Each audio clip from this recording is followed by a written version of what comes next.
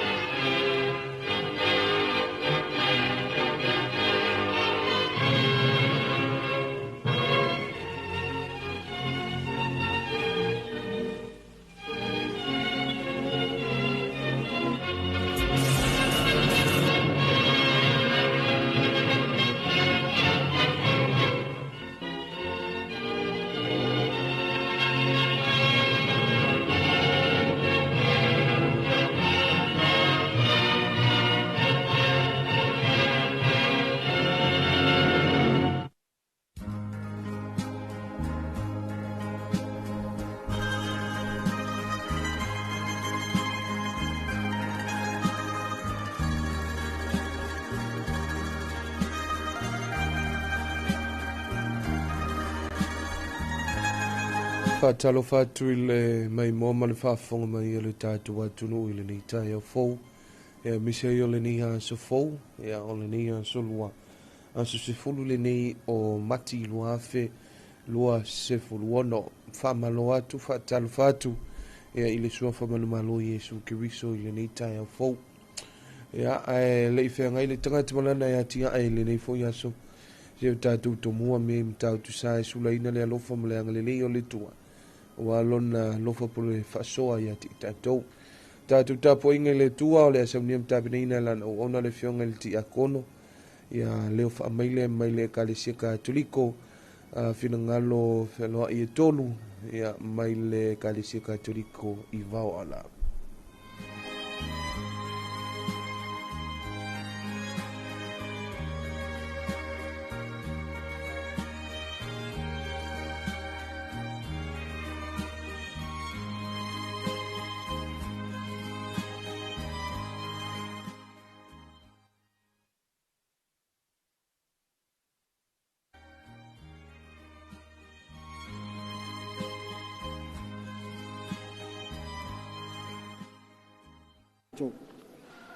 Tātou sisi whātasi le fu on man malo ke riso i le suafo tama, malealo, maleanganga po ia. Amene. O le vi inga le tama, malealo, maleanganga po ia. E yolono vi inga saila matanga, whapea foi ono po nei, maaso uma le whavavau lava. Amene. Le antuae, e whapea ono nau o le aila i le vaitafi. O lo whapea ono nau lo wanganga i ante oi. Ua fia inu lo wanganga i le atua, o le atua soifua. O afe ea o te alu antuai i ailoa iau, i luma o le atua. Tātou vi atu i le atua i lona vi inga.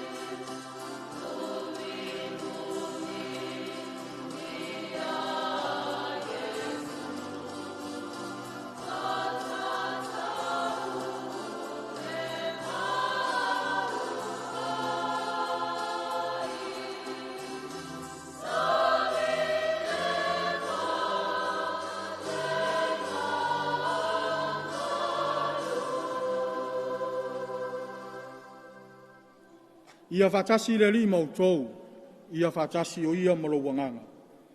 O le wholafolanga, mai le vangeria pa ia aluka. Le ali ia vi ia oe. Le vangeria pa ia aluka lo mta upo e wha, wholafola le whai upo e lua sifuru ma le wha wau le tolu sifuru. O le matua, e peio e lia ma Elisaia, e le na o iutaia na awina antuai Yesu.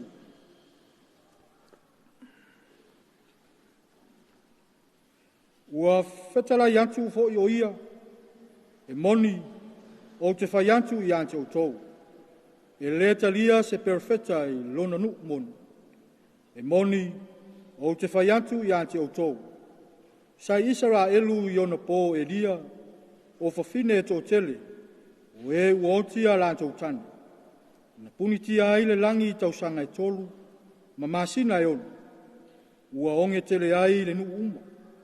Ai le i awina antu e lia i so lantou, ua na o sarafata le a ai o saitonu. I le whawhine ua onti lana tani. Sa Israelu fo i le pela e tō tele i ona po o le profeta o Elisaia. Ai le i whamamaina so lantou. Ua na o na manu lava le suria. Ua whalongo i lantou uma o le sunako i nei mea. O na lili vau ai leo i lantou. Ua lantou tutu mai, matulu i ante ia i tua o le ai. Ua taitai fo i ante ia i le tofe o le maunga. Ua tu ai le lantou ai. Na ia lantou whaitio ifo i ante ia. A ua savali ane ia i o lantou va, ua maliu ese. O le tala le lei a le ali. Ia vi ia oe le ali i Yesu Keriso. Le fata alofa ma o folofa antu le neita ua fianfi. I le whaafonga tap wa i mai o seo tantu wantunu o Samoa. Ai mai se lo tanto puleanga. O lea ua tanto iai le nei vaitau sanga pa ia o le vaitau sanga o le whanga furu. A o folanga o le so, ma le feta lai mai o lo tanto wali, e whai mata i ala mo i tanto. Whai mai ua whao ngai Yesu tala whasoro pito, o ni isi o perofeta tau taua o le tusi pa ia, o Elia ma Elisaia. E tau mawhai e wha matala tala mai ai le alofa o le atua. O le alofa e le wha pito. O le alofa e le wha atua o ia. A o lona alofa e muti vale. Whai mai e tele ngese lona to sa. Tele na wā lona alofa. Whai mai le tala. Sa iai le pela to tele Israelu le taimi o Elisaia. Au iai fo i mana manu le suria. O se toa maros. Sa fai matai au o taua.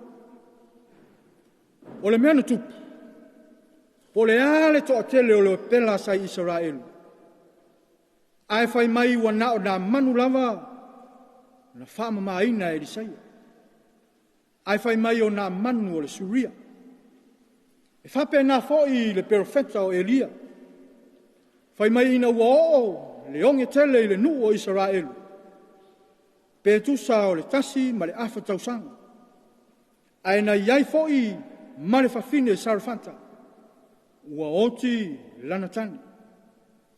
Fai mai na awina ifo e le antua Elia e fafanga ai a o iai le fafine i sarfanta. O nei mea uma o tutupu. I nao na po i taimi o le au perfeta. O lea sa tau mawhai Yesu. E wha au tu ai ma wha au ai se whi au mo Israelu. Matangata o lona nu. Ia tātou i loa. E le i au wina mai Yesu o nao ni tangata. Nā whio mai Yesu mo tangata mo le lalolangi. Tu mai lo tātou o langa wha le asu. Ua tala feunga lava ma le nei vai tau sanga pa ia o tātou savalia. A o se fe au fo i mo i tātou le atoanga o le alofa sa mai o le atua na ia auina mai ai lo na alo e to tasi na ia puapuanga maliu matuantu ona o le lalolangi yang sal fape nase la ngona ile neva i tausanga ile fio mai o Yesu ele ia fio mai Yesu ini tangata maumea po ni tangata ata mamai po ni tangata e 5 malolos ele ai le au manini po polonga po saoloto tasi lava Yesu ia i tātou o se fe au foi lea mo i tātou lona nu whātotua a o tātou iai lo tātou sauvalinga i le nei vai tausanga pai ina ia mawhai o na tātou wofa lofa atu i o tātou tua oi a lofa atu i le tangata ua mativa a lofa atu i le tangata o mo mia lo tātou visosoana o le tangata o lo puapuanga jia o na le pinelea o no tātou sauwhangalea i lona mālo e whamamau. Tātou te tālo i le antua li nei tau a fiafi. Ina ia whamatala loto a fionga pa ia le atua, mo i tātou. Ina ia tai tamai lo tātou savalinga. A o tātou iai le nei lalolangi e le tūmau. Tātou te tālo. Manto iai le nei tau a fiafi ale lo alofa whaasoa. Mo moli le soifu o Samoa e mese lo manto puleanga. Manto whaafitai lau puipuinga ma lau tau singa iai manto le nei asu. Tiute ma whaiva ma lava singa sa whiangai ma launu. Vi ia lava oele atua lo manto tamai mea silisili wa e whaia mo i manto. Tele na walo walofa i ante i manto. Au i manto unu tangata e pa upea ma anga sala pea i luma o lau sila whanga pa ia. Manto valvalusia o le whau lo fina ngaro pa ia le atua lo manto tama. I o manto se ma li o manto waleo. Alofa whamangalo Samoa. Whamangalo lo manto puleanga. Ai le ngata i lea o tonu ainga taitasi o mantua e o lava i whanau. Sausawina i manto le toto taua o lo warpelo Yesu Keriso. Whamamama whamangalo ai manto. Ia manto mo mori atu i laua fio se o manto wantu o Samoa e le ngata i lea o lo manto puleanga. Ina ia iai pea u whamnianga iai manto. Tai tolu aina pea i manto i taimi uma maso uma. Ina iai uai ti ute mawhai. Ai fo iai le vi inga i anteo. Ia lo manto ti talo lea lea tua. Whatasi mal whautua ti talo lo manto ti napa i o Maria. E ala ilana whautua ti talo i lo na alo Yesu Keriso. Sia walofa Maria. O tumu oele karasia, wa i ante oele ali. Wa manuia oi fafine uma. Wa manuia o Yesu le fuolo wano. Maria pa iae le tinao le tua. Ia e tāru sia i mātou tangata ngasala. I ona ponei ma le tuaso lo mātou woti. Amen. Ia whatasi le li i mautou. Ia whatasi o ia malawangau. Ia lunga ia tātou u malawa whamnianga le tua e ona le malosi u malawa. I le suafar tama. Ma le alo, ma le anganga pa ia. Amen. Amen.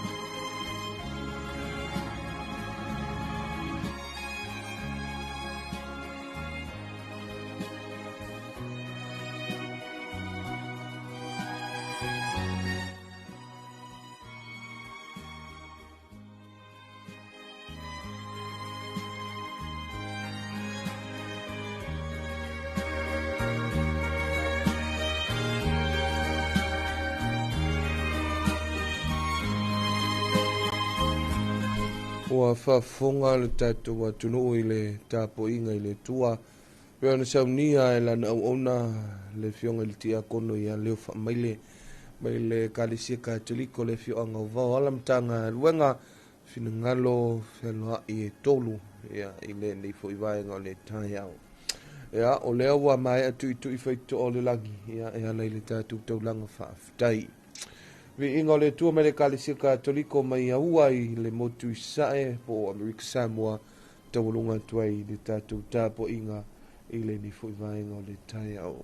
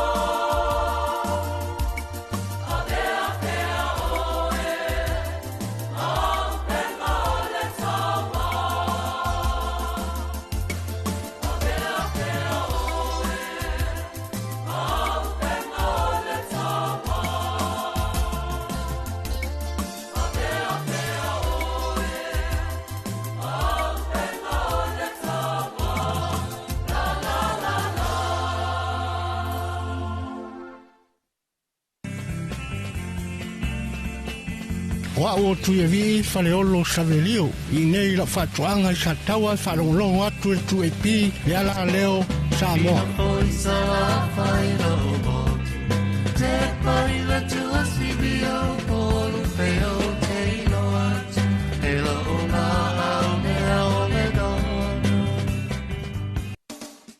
Fonga mai mole ni poti na marketi ise va aina se le ngonga wenga la faifa to anga altina e mapisiri si laiti me taulima tau mafamata maisi au ona la ese watapu vatasi na marketi fumalei olo nga lu so so tau awai mala official tau I mo fa la ve tupu fa sei fa fonga le si fonga Samoa le lu abi mai mo ia na itu lau le Facebook mala YouTube itai au wa sununu waso farile mala aso to nai le reporti na marketi fumalei.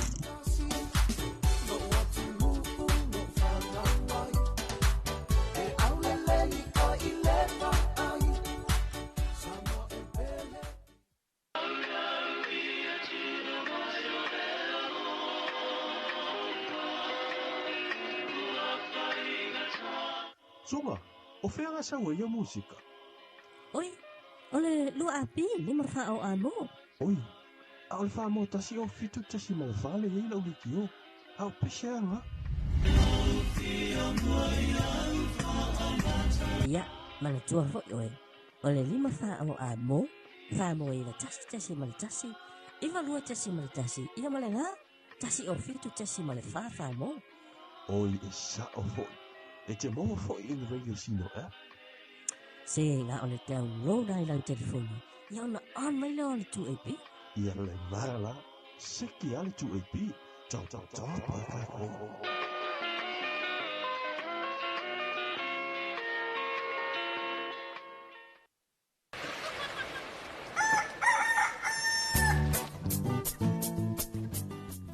Talofa lava.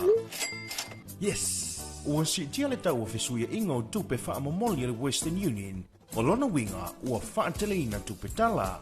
O le a wha ititia tupe wha o ngai lafo mai ai. Ai te le o le a talaina. Ha whea nei le official and number one currency Western Union. Pe vala au mai I le lua lima ono lua tolu. Mo nisi wha mtalanga I swinga mawa e. O tau o fesuia inga o tupe a le Western Union.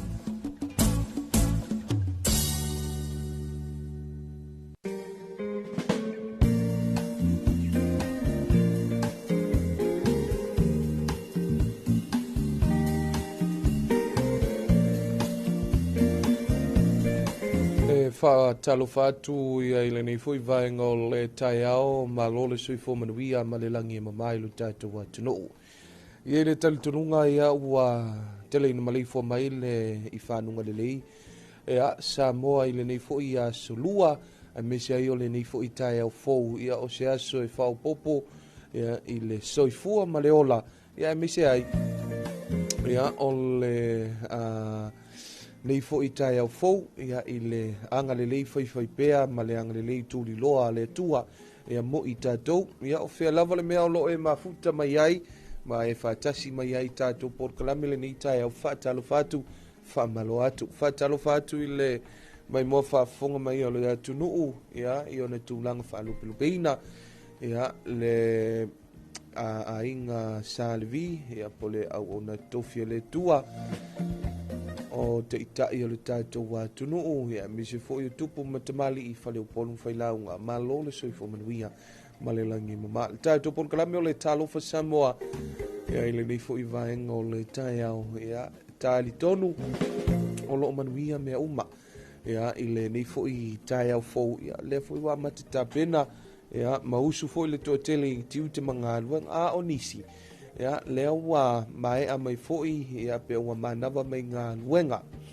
ia I lātou sa whiangai matiu te I le po an po I skula ti o leo leo po le mitanga luenga o leo leo le mitanga luenga o le vaenga o le pulenga o dinei mu whalau lawe tupu whafosei le mitanga luenga o le soifo maloloina ia whamalo atu whatalo whatu malo fo I le ngā lulue ia I lātou le sa sifi po I le po an po ia ele faingo fiela o tau taimi fainga ruenga ia o lea lava e manuia mea uma ia I le alofa ma le anga le lei o le tua me se ai o le tapo inga maua nei tinam ta mama tutua wa te tali tonu ia le na foi wa la usu le tu ina foi po le o matua ia wa foi le tapenanga o nei whanau ia na foi wo fafangu ia pe wa tapena wa le sa i le anga no foi lele ma le anga masani e siu tato watu ai me se la witinam ta mama tutua ia o le tau fangu le o nei anu whanau e whaile loto o le tai au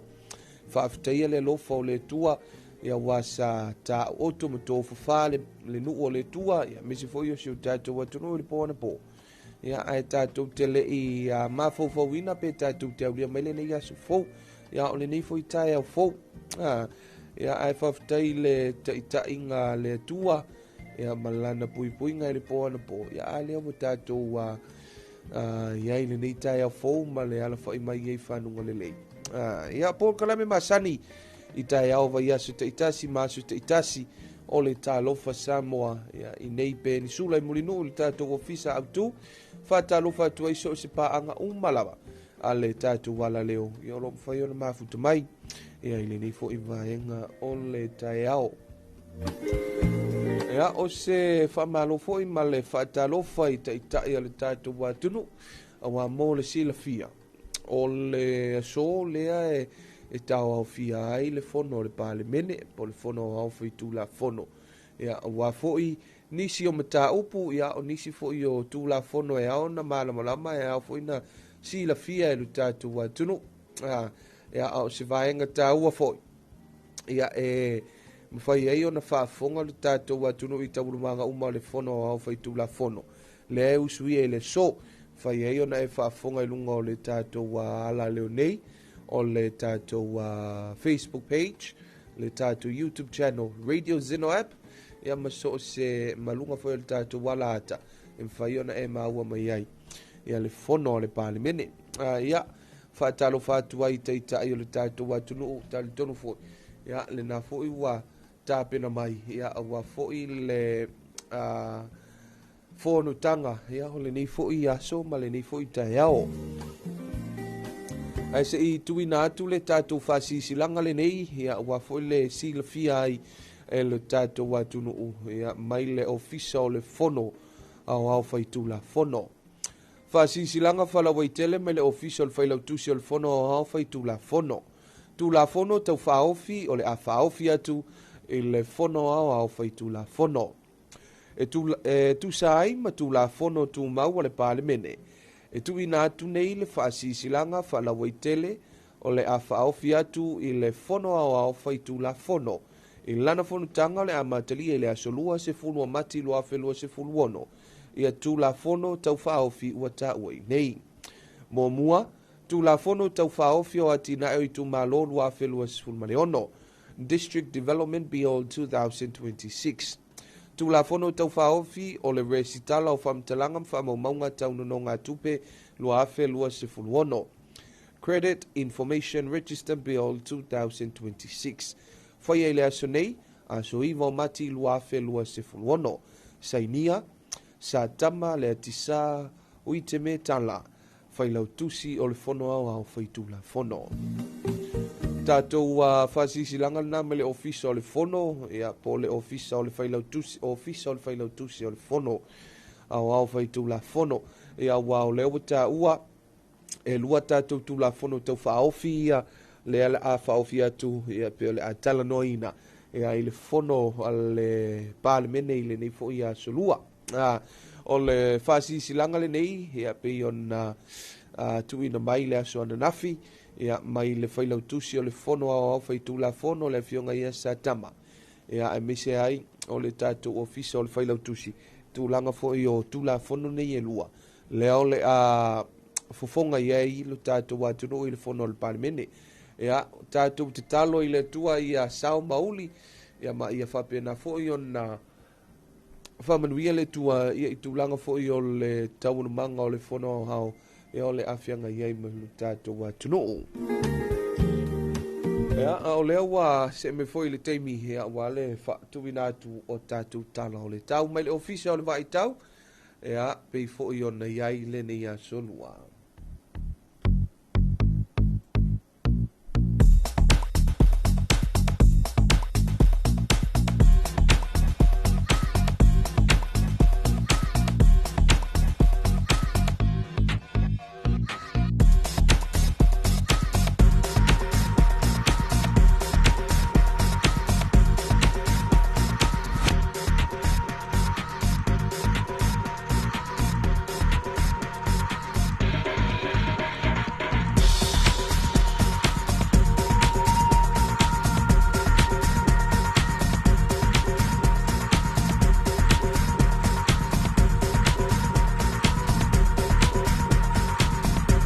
Talo tau mo vaenga o Samoa fa mawina le ofisa o le va ai tau.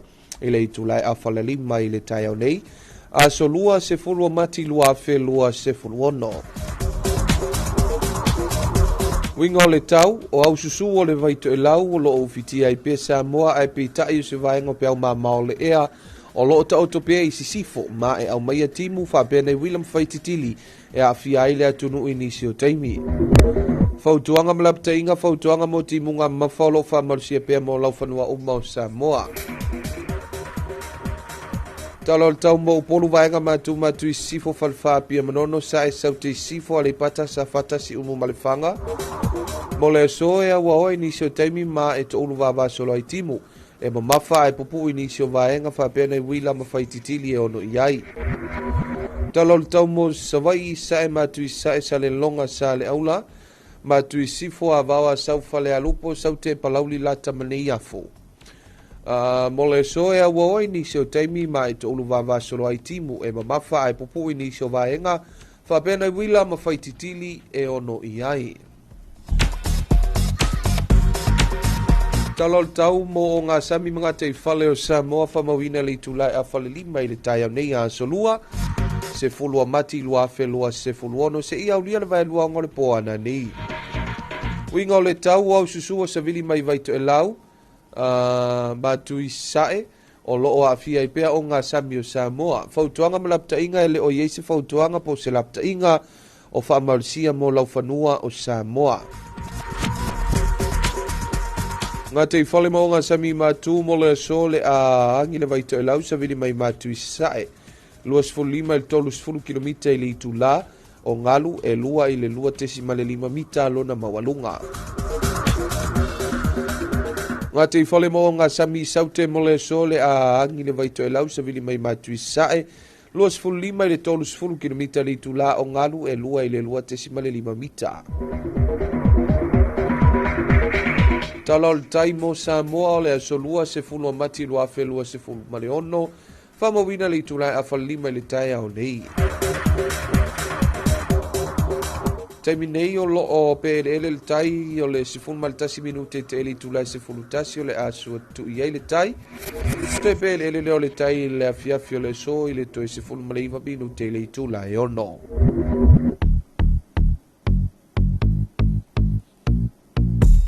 Talo tau mo le atu to e lau saunia le official va ai tau i le itu lai ono i le tai au nei. A solua se fulu o mati. A solua se fulu o mati lua fe lua se fulu ono. Winga o le tau o au savili mai se sae o lo ofiti ai le atu no. Va inga o le tau mo to e lau se i au lia le vai anuanga o le po ana nei. O le a aua oi ni se o taimi mana i timu fa pia William Faititili e feo lolo fa solo ina maalolosi. Savili mai se sae. O le sami e sisi i wha solo ina sou, wa inga iona tua atu o le a waoa, ini isi o taimi mana i timu wha pea wila mawhaititili o le a iai.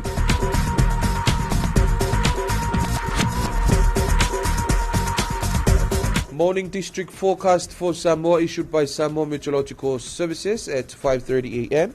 Tuesday 10th of March 2026 situation.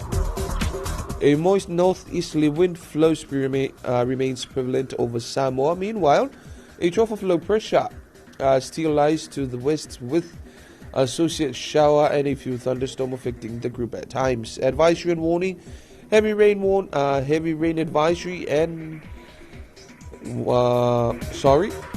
heavy rain advisory remains in force for all land areas of Samoa. For Upolu, north-northwest, Falefapia Manono, east-southeast, Alipata, Safata, Siumu, and Lefanga. For today, cloudy at times with isolated showers, period of brief heavy falls in some areas, and a few thunderstorms likely. For Savai, east-northeast, Salelonga, Saleaula, northwest, Avawa, South Falealupo, south Palauli, Lata, Neyafu. For today, cloudy at times with isolated showers, period of brief heavy falls in some areas, and a few thunderstorms likely. Morning marine forecast for Samoa issued on Tuesday 10th of March 2026 at 5:30 a.m. Valid until midnight tonight. Situation: a moist northeasterly wind flows continues to affect Samoa's marine waters. Advisory and warning: there's no valid advisory and warning for all marine waters of Samoa. Northern marine waters for today: northeasterly wind 25 to 30 km per hour wind velocity, waves of 2 to 2.5 meters. Southern marine waters: northeasterly wind 25 to 30 km per hour, waves of 2 to 2.5 meters. Tide prediction for Samoa issued on Tuesday, 10th of March 2026 at 5:30 a.m. We are in low tide. High tide will be 11 minutes past 11.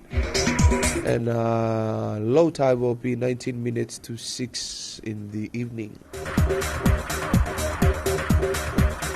Morning forecast for Tokelau issued by Samoa Meteorological Division at 6 a.m. Tuesday, 10th of March 2026 situation: a moist easterly wind flows prevails over the group. Forecast to midnight tonight for Tokelau: cloudy periods with some showers and isolated thunderstorms. Moderate to fresh easterly wind, moderate to rough seas. Further outlook: cloudy periods with some showers and isolated thunderstorms.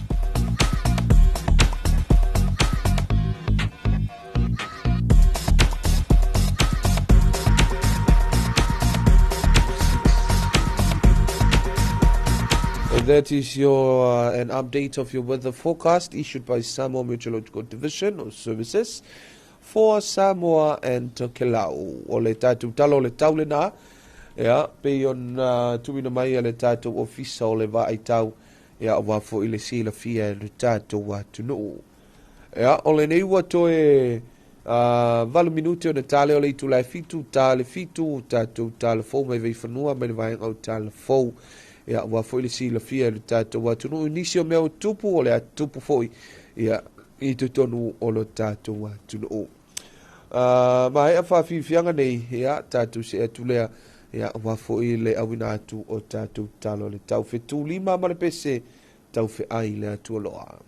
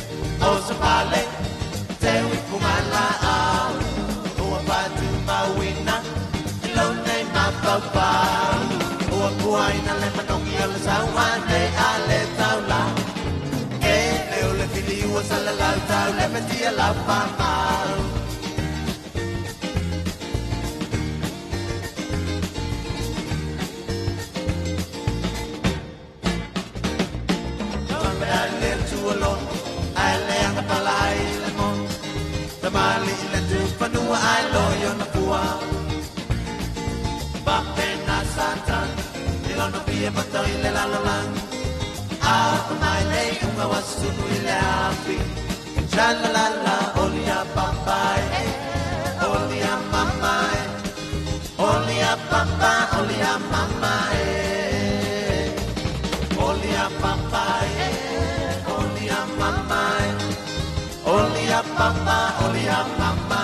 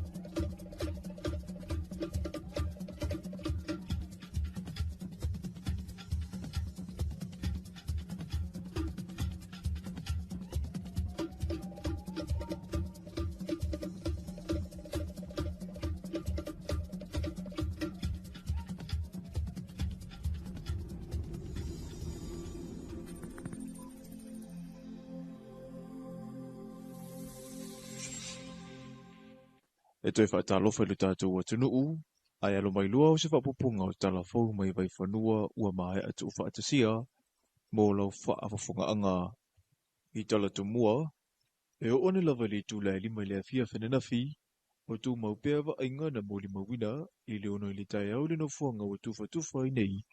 Le tai se lau lima se furu tāla le tū malo sa nganga numero tasi, i lona urua iaso, o le mauta le whaafia ngaingo le ekalesia whaapotaputunga ke visiano sa moe whale ula, le ua whaatautai ai le whaamoe ma ua tumutumu atu ai ta matina mātutua, o mātua, tala vauwe o lava i whanau, se i tuwhi tau whao lea manuia le au maua, o le tūmalo lea e whao na whio anga iau whia i whale ula, a ele, no umata whaingata, o le whaasolonga fo le nao le tufanga, ai e ono o atu le tolu aso e wha mai ai nga uma whale ula, lea ua amata mea.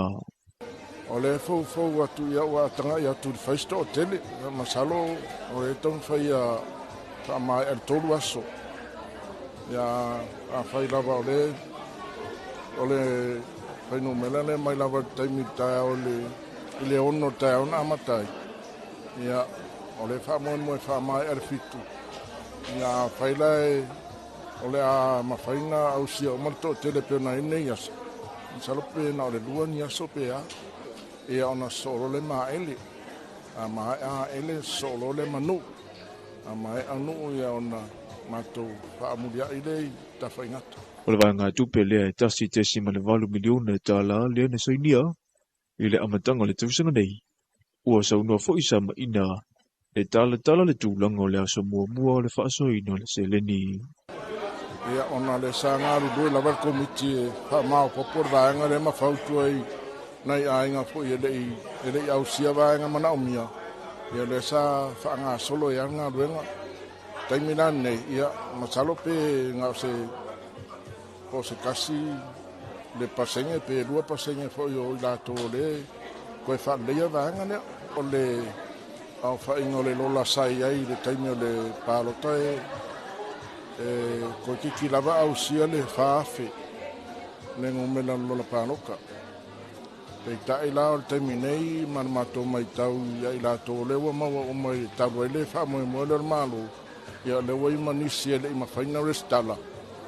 O le la ua eri whai taunga lea ko kiki ahongo afe le whai ngomela lewa iai.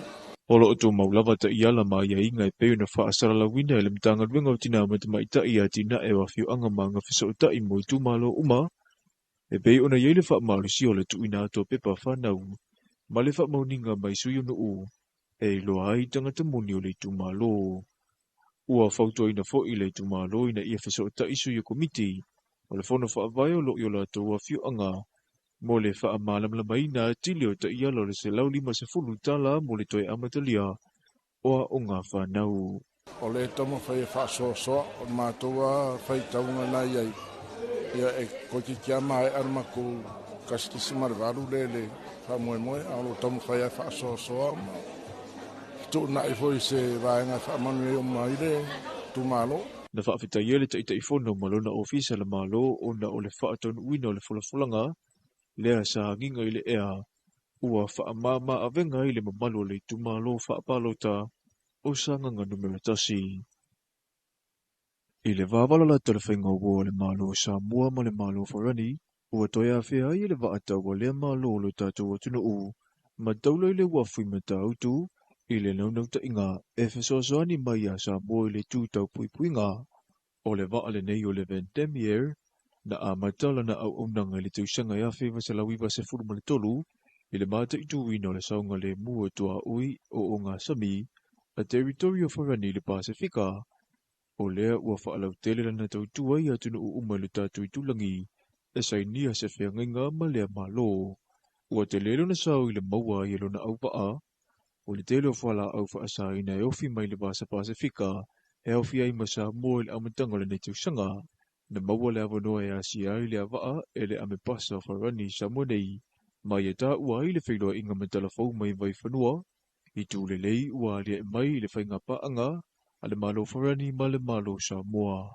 It's been a long partnership, the relation between France and Samoa, like old friends, and specifically in the region. As you probably know, France has opened an embassy here 13 months ago. I have the privilege to be the first resident ambassador in Samoa. So we are starting a new page in our love story, I would say.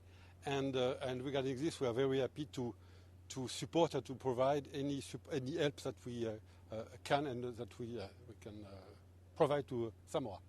France is happy to take part to the security of the Pacific for Samoa, but not only for Samoa, for the benefit of all the Pacific, for a free, safe and secure Pacific. As you may have noticed, not this ship, but another ship in the French Polynesia took part a couple of weeks ago to a very big operation of cocaine seizure, of drug seizure. So fighting against illegal trafficking is a very important issue for us, as against illegal fishing and against pollution. So we try, or we contribute, or provide assistance and help and support for the benefits of all the Pacific Island countries. I le Samoa o lana se singale nei i o tātou o ngā sami, na te tala i lea wanoa i lea o ngā seila lea tunu u lo i mulina u, a toa ma lea o ngā lea musa la to te mai mua ma sila silai, i le whaatinonga o ngā adwenga le silia le toa se lau le au waa, e whesoasoa ni tu mai olo o la to wa o ina ia o ngā, e te le whaatinonga e au wa iei le au waa ma le kāpeteni, i le nei vai aso, e peo talonga voli polo i le whale ta alo i tona i mato, o le vali ino le whale a unga le fiu anga o pata whale la tai, ma fora sanga mo i la tau i Samoa nei e nafa ma le whaamara sio tu la whono, tau le ngā te whale ma le pui ngā. O le awha a wau le vale leo Samoa ma Farani talo mai le ulua i whiangainga, i le vau nei malo e lua, i le tausanga ea whaiva se lau fitu se furu ma le wha. O le aso tofi o le vai aso nei, le wa wha mue e malanga e se tuai le vaale nei, ma le wafui ma tau tu.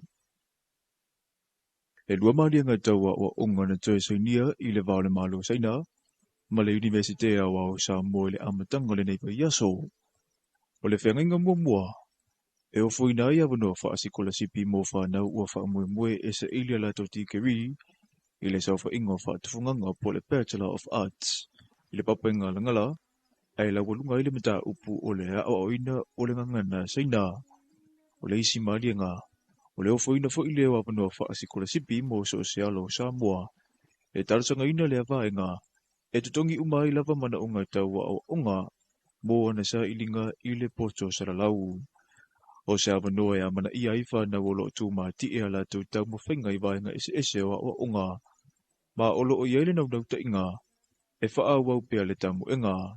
Ai ua mana ia I fo I mawhanau o loo puru nau e whaau I sila sanga o le soifua o ina o loo ngā whatia fo I o la tautongi whaatapula a maurulunga ai ua uti le whaasoa au la tau a inga. As Samoa's engagement with China continues to intensify across the areas of trade, diplomacy, health, infrastructure, and cultural cooperation demands for graduates proficient in the Chinese language with a solid understanding of Chinese culture and society will undoubtedly grow. This program equips our young people with the knowledge and skills required to participate confidently in an increasingly interconnected global environment. It also reinforces NUS's capacity to offer high quality, internationally relevant academic programs and broaden opportunities for Samoan students at home and abroad. Na saunoa le ame pasau saina, o se tasi o whaitau I le atunu u, o aunga tupulanga o le so la to te ina le la au, ai o le paolo le nala au, e malu ai whanau la lavau o le lumanai, o le wha moe na whaatino I le official ame pasau saina I vailima. Mana awai e le to tele I la tauna maua avanoa whaasikola sipi tau sanga walu, e le ngata ea o ongai I le Universitea o Samoa, ai o Universite fo I saina, ua silia I le 50 tau sanga, o si fia ngainga malo e lua, o loo va ai mamau fo I le fetufa I le tūtauanga nuu, ma tina e manuia I tangata nuu. The launch of this program at NUS, especially on the occasion of the 50th anniversary of China-Samoa diplomatic ties, reflects the university's keen insight into global linguistic and cultural trends. It also underscores the Samoan government's confidence in and commitment to the long-term development of China-Samoa relations. Our world is undergoing profound and complex changes today. Deepening cultural exchanges and promoting mutual learning among civilizations are essential steps toward building a community with a shared future for humanity. Talofa na mole nei vaenga le aso manu e telefo fuanga o whianga I male atunu u.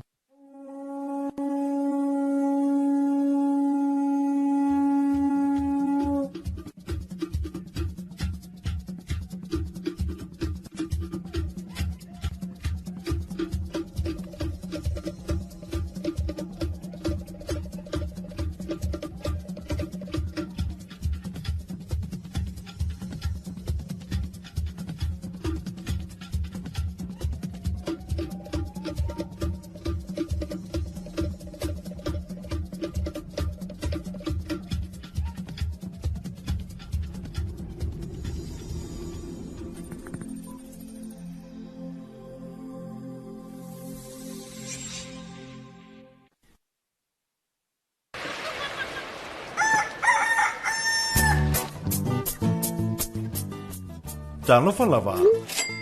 Yes, ua si tia le tau o fesuia inga o tupe wha amomoli le Western Union, o lona winga ua whaateleina tupe tala. O le a whaititia tupe wha o ngai lafo mai ai, ai te le o le a talaina. Ha whea nei le ofisa le #1 currency Western Union, pe wala au mai I le 250 mo nisi wha mtalanga I swinga maua e o tau o fesuia inga o tupe a le Western Union.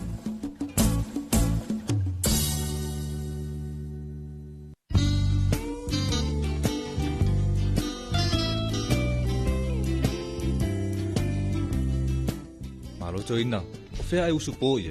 Si o te alua tupo le asi la me tapisa mai ngā tai le whare komiti. Whalongol vai ngā lua polo kikian malu, la foi wapo e kumkumu e ngā kai. Mananga te le ala, awano le leia le si talu sanga ia I mosi masini fo I le vidia I la au. Te lo se whalo lolo mau I masini. Ui papa, ke haru sa o ala I vai tele. I le whalo loa mo whatoanga. Te mawai masini le lei. masini anga ta o ye kuai te le lava o te alua tu lai le fale komiti tau sanga ia na o ti elo le i vai tele se mata ia masini fiu mai lo ia tātou la lai funga lei mai tele fa peasa le longa mo le motu tele i sala fai pe vala au mai fo i numero telefoni 225 251 fa peasa le longa i le 5 pe asia se fo i lunga o penga ta failangi i le mātou Facebook page Samoa Agriculture Store Company Limited. Samoa Agriculture Store, helping you grow.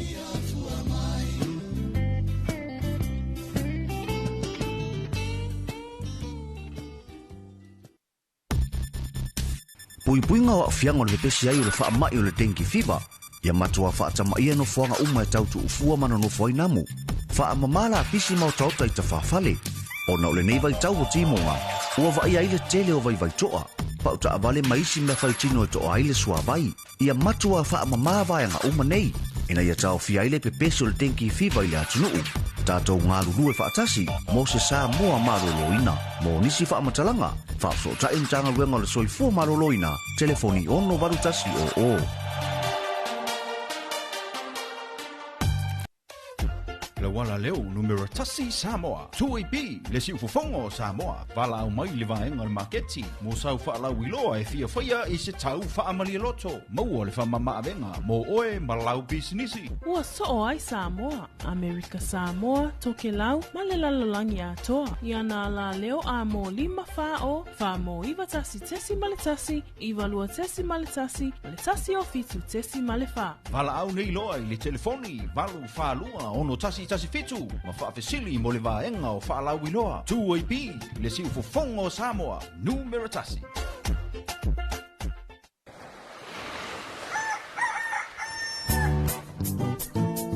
Talofa from Western Union. Yes! Western Union's better exchange rates to Samoa mean your dollars go further. With you receiving even more tala, your loved ones will spend less when sending money, while you receive more.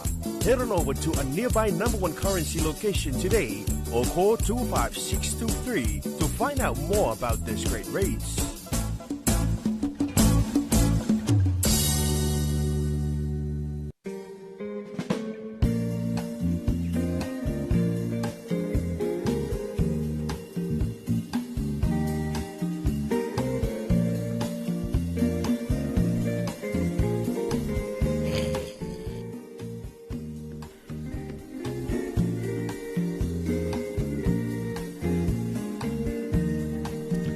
Mai fa fonga le tatu wa tunu I tatu Talofa me vai whanua ia mole ni fui vaenga o le tahi au pe ona sau niem tāpina ina tu fantasia fonga ina tu le sunga ia matawa ina isa ako ia mai le vaenga o Talofa fa Talofa tu ia Esra Manu tae manuia le wafiong fa mole lava se tu ua tu lava na ia lo faanga fa mole na ia matu ainga tapu ai mai Samoa o le Sera Apelu Fapito ia male ainga ia o le uso fa mole nei Hastings New Zealand ia fa mole lava ia manuia lava faiva matiute ia o le nei fo ia so ia la fionga fenga ia matiute fa tai Esra PJ Victor mole tolo faanga ia mai inai mole tolo faanga nei Alaska isi o te matua I si umu ia tu upeato. O losi papa lii whamolmole alo whaanga musi o matutina ia maave moliola ma chong ia o sina monga alo whaatu. Ia niso le malo le atunu le moli mela tu alo whaanga nei o la tu ainga I Samoa nei ia o loo au maua I fo ia atunu o mau ia whamalo atu ia fa Talofa tu foi ia ile nei vaenga o le taiao lewa los full minute te ile tu la fitu tali tonu le manatu ia ua ia foi ile atu no ia tu langa ta penanga masani o le taiao ai me se ai o le usua i o le tele ia tu te foi faiva ia o le nei foi ia solua ia pe foi ona iai ia ai me se ai ia nga wenga o le nei foi vai aso ia fa malo atu ia I lutatu atu no ia me se foi whamalo atu ia i le usu. Ia, a whai le nā ua maua le poloka ia, whai malie onu sai. Ia tātou onu sai ia le poloka wale mele wa ia tele tā vale. Ia awa, le ini a wala, wa la iti fo ia wala. Wa a fua ia iso le makua kele o whale whatau tā vale. Ia, o le anga ia tu le i whale ata sole. O le makua kele a, e koe ki a pipi i si wharka vale. Ia male mea le whaila utana. Ia o isi ainga. Wa ta iloa ta i tonu ta vale. Wa ia le ta vale ale tu ina male o le matua. Ia o le ta vale ale ulu matua. Ta vale ale lona lua. Ia le foi lau whainga lua ngā tu male lona to. La foi lau fufu koe whakau malanga ia foi ka vale. Ia o le whautuanga lava ia. Ia tautu na i fole saunga le mu. Whamalo atu foi le mtanga lua ngau leo. Ia mata foi le la tau foi pito la au masani. Mo le sila fia le tatu atunu o le so lea whaatino ai ia pe usui ai le fono whaitu la fono le tatu atunu. Ia po le fono le palemene. Lua la tu la fono tau whaofi lea o le a whaofi atu. Ia le fono usu po le fono au ia o le palemene i le tai au nei. Le lei on na whaafonga mai le tatu atunu le whaasisi langa le nei. Mai le whailau tusi o le fono au whaitu la fono. Whaasisilanga whalawa i tele mai le office o le whailau tusi o le fono au whaitu la fono. Tu la fono tau whaofi o le a whaofi atu i le fono au whaitu la fono. Tu saima tu la fono tu mau o le palemene. O atu ina atu nei le whaasisilanga whalawa i tele o le a whaofi atu i le fono au whaitu la fono i lana fono tanga. O le a matalia i le asolua se fulu o mati lua afelua se fulu ono. Ia tu la fono tau whaofi ua ta ua i nei. Mua, tu la fono tau whaofi o ati na i tu malolu afelua se fulu ono. District Development Bill 2026.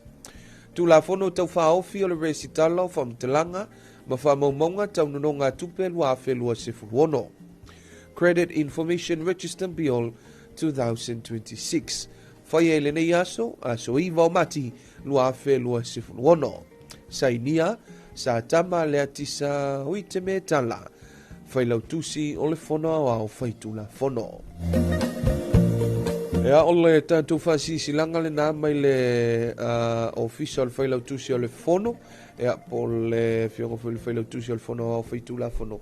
E whate taule i tātou tu la fono lua afe lua sifulu male ono. Tu la fono tau whaofi. Ia o le aso ana nafi le na whaatino ai le pre-sitting. Ia al le fono le palemene. Manutu o le pre-sitting o le talanoa ina ai. Ia pe au mai e fo i le ilunga mata upo le a soala upule ma talanoa ina il fono le palemene.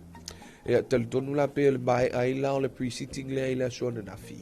Le ala wata oto mai e le fuanga mai le ofisa o le whailau tusi. Tātou tu la fono nei e lua. Leo le atala no ine le so.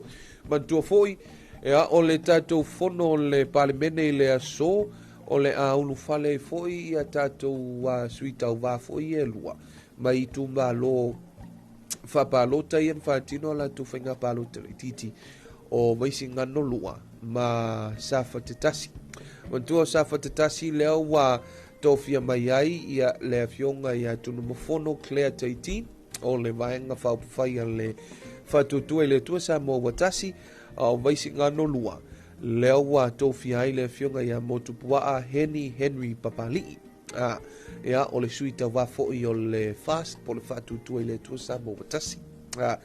Ia o le vaenga le na, le si vaenga mataina le na. O le olua i taimia le fionga ia tunu mafono. Ia o le lona lua e nei o taimi o le fionga ia motupua.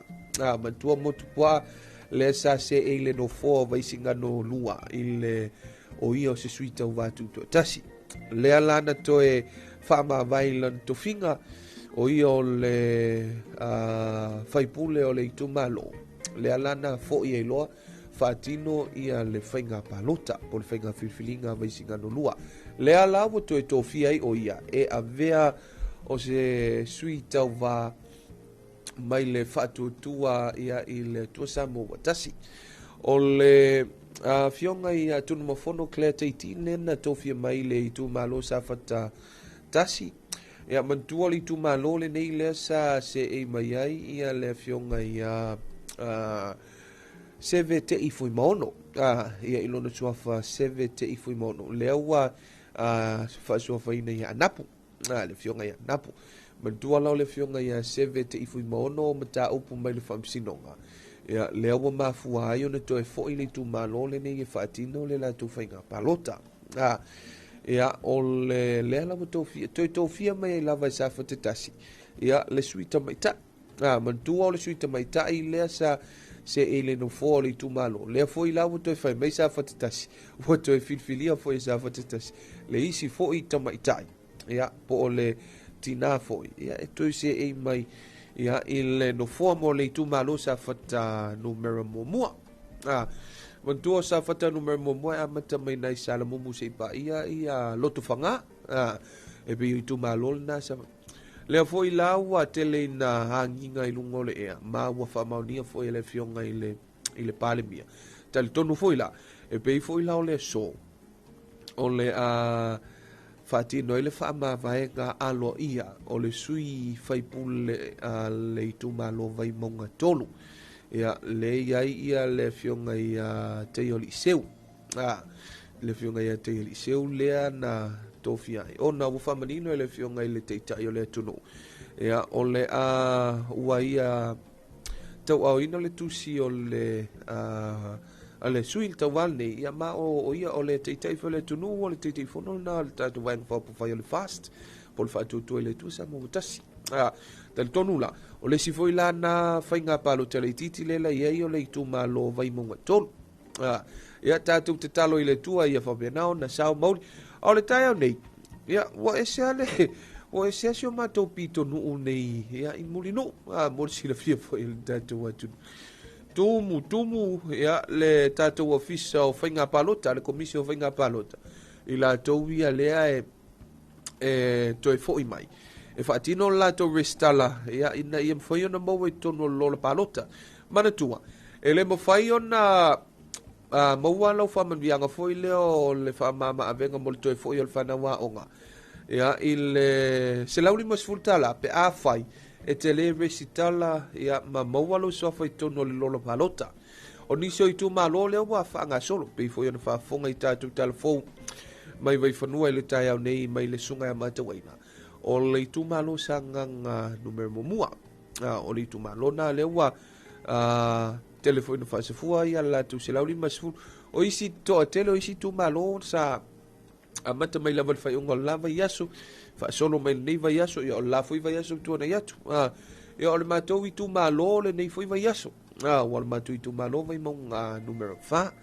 le ia le fionga ia le se email le fionga ia 5 gram tu ala le ia o le suil na vai mong fa ia le foi lana fofola le sui le tu malo politofio le tu malo ia o le vai aso le nei tu fai na mai le se lauli masuru ma o se fa mama avenga le nei mo le tatu tunu fa ftai fo ile te tai o le malo le tatu fainga malo ia ile fa to fa la inga ia me se foi o le manatu ile nei taimia wa le to faingo fie o le to faingo fie ia le nei foi vai tau ia I tu langa foi le o le soifuanga ma vaenga fa pena ai fa ftai le tatu malo le wa mai le foi fa mama venga ina ia mafai ona feso soani ia wa foi le to foi o le fa na wa nga ia manisio vaenga wa pe o le manino le na le fionga Helena Forsi ele finangalo le fionga I le palimia o le tupele nei ia o se fa mama avenga ia I tulanga o le toe fo ia I o le fanau ia onga o le nei foi tau sanga ai manatua ia se mai fa manuianga nei ai o le amatanga o le talafatau o le tupelua ono lua fitu leo le a sawa I loa ia fa manuianga le tu tonu o le tatou 2 miliona me vai la le fa soanga mai o tatou tupe foi me se foi fa manuianga mai le tatou malo tatou fa ftai e foi le fionga I le teitai o le atunu ia me se o le tatou malo ia male famanianga foi ia matulanga o le alofa foi ia wa foi le tatou atunu I le nei foi vai tau ia e whaamalo atu ia i le usu ai o le toa tele i tiu te manga nuenga ia e mise ai ia o le mamalo si o tātou atunu ule mafuta mai ia i atunu e mamao i lunga le tātou Facebook page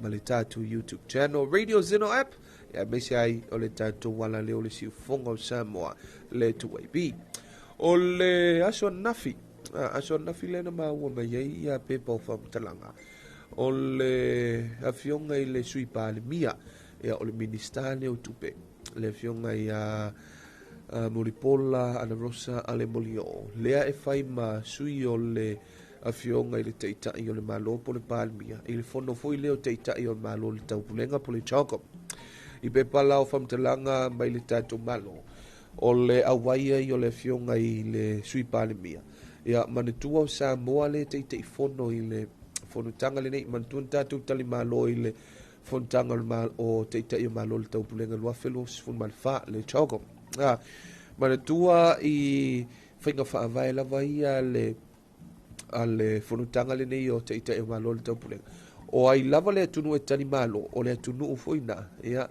teitei fono manatua la lena tātou tali malo o le tātou atunula e teitei fono i funtanga nei o whea lava alana mea e whaatino ai ia fonutanga i le piriota le nei le teitai i Samoa ia ai lava le sui o Samoa e teitai ia o le foina maua o le malanga whaatasi le fionga i le sui palemia le fionga ia Moripola ia ma le ofisili o pulenga le mtanga aluenga o le vai fafo ma fi whaataua inga le fionga ia pestano mea o le umalanga na Samoa i fono teitai o malo le taupulenga ia o le sifo i vaenga pe i o le sila fia le foina awai le fionga i le teitai o le atunu ia i toi sauninga o le fionga o le sunga i le whawhianga inga i Pastor Willie Papu ia o le teitai o le ekalesia Sofitu ia pe ia o New Zealand ia lena whaia ia le fale la wasinga ia matoi sauninga o le fiong o le sunga i le whawhianga inga ia po o Pastor Willie Papu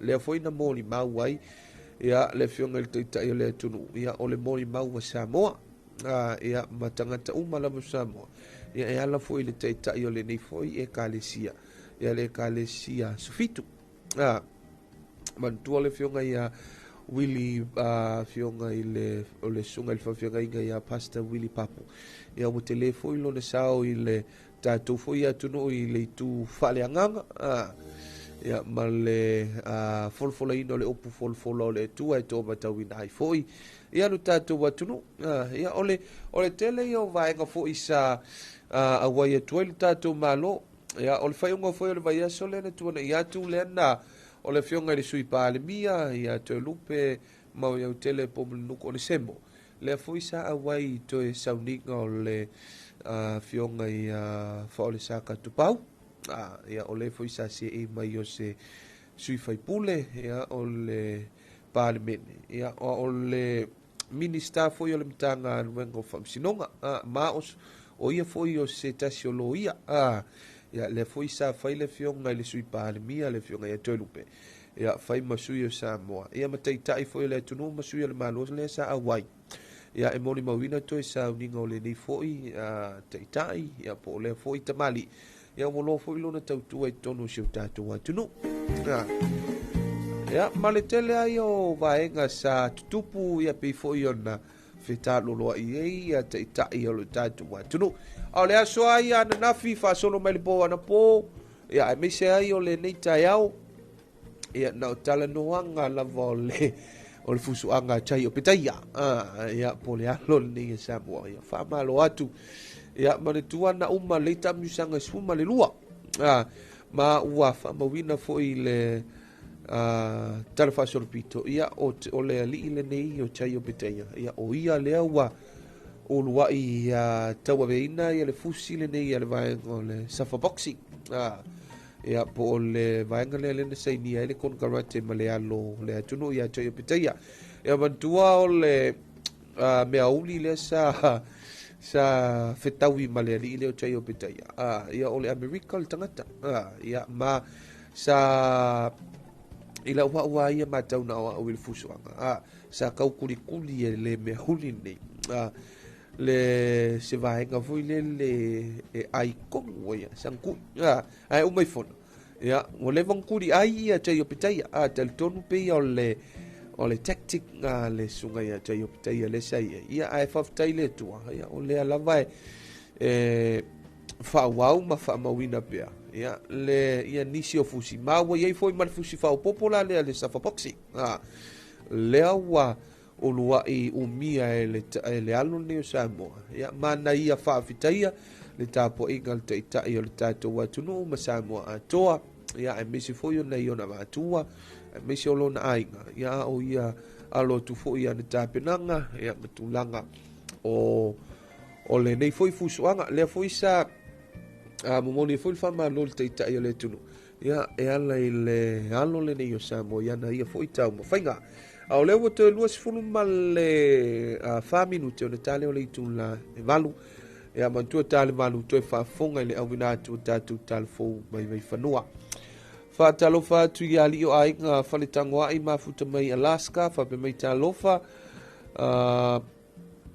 mai oa e sau tunganga tai manui e lawa fionga ia ai misi ai o le fa mole moli atu ia lo faanga ia manuia le nei asu inga luenga whenga iai God bless whaftai mai o e sautunganga ia moli atu foi o lo faanga ia isi ona ainga I vai moso ia e sau ia mawhaunga e maise ia siutina ia mai oa male whanau ia o loo mafuta mai sa tapuala ia o lata vala au e ala atu I nei New Zealand Christchurch ia whaftai ia mafuta mai ia ai me se foi ia mo malo si tato want to know o lunga le YouTube channel fa Talofa tu ia Paulo Telesoma so ifo Manuela sunga le tofi fa tai lol fa so fa tasia tu ia I North Shore I Aukilani ia fa tai mafuta mai ia malete atele o si tato want to le mafuta mai lunga o le tato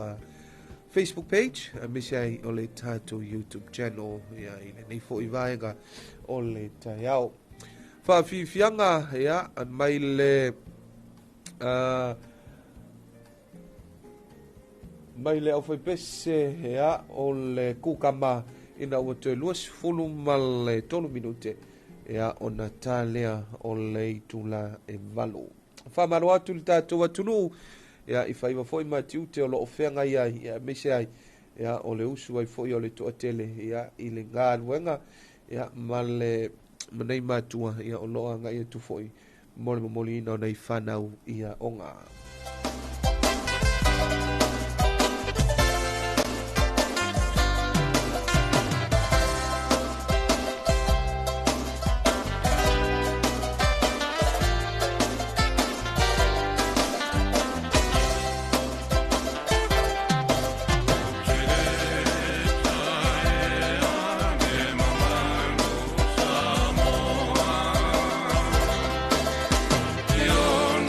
Tuna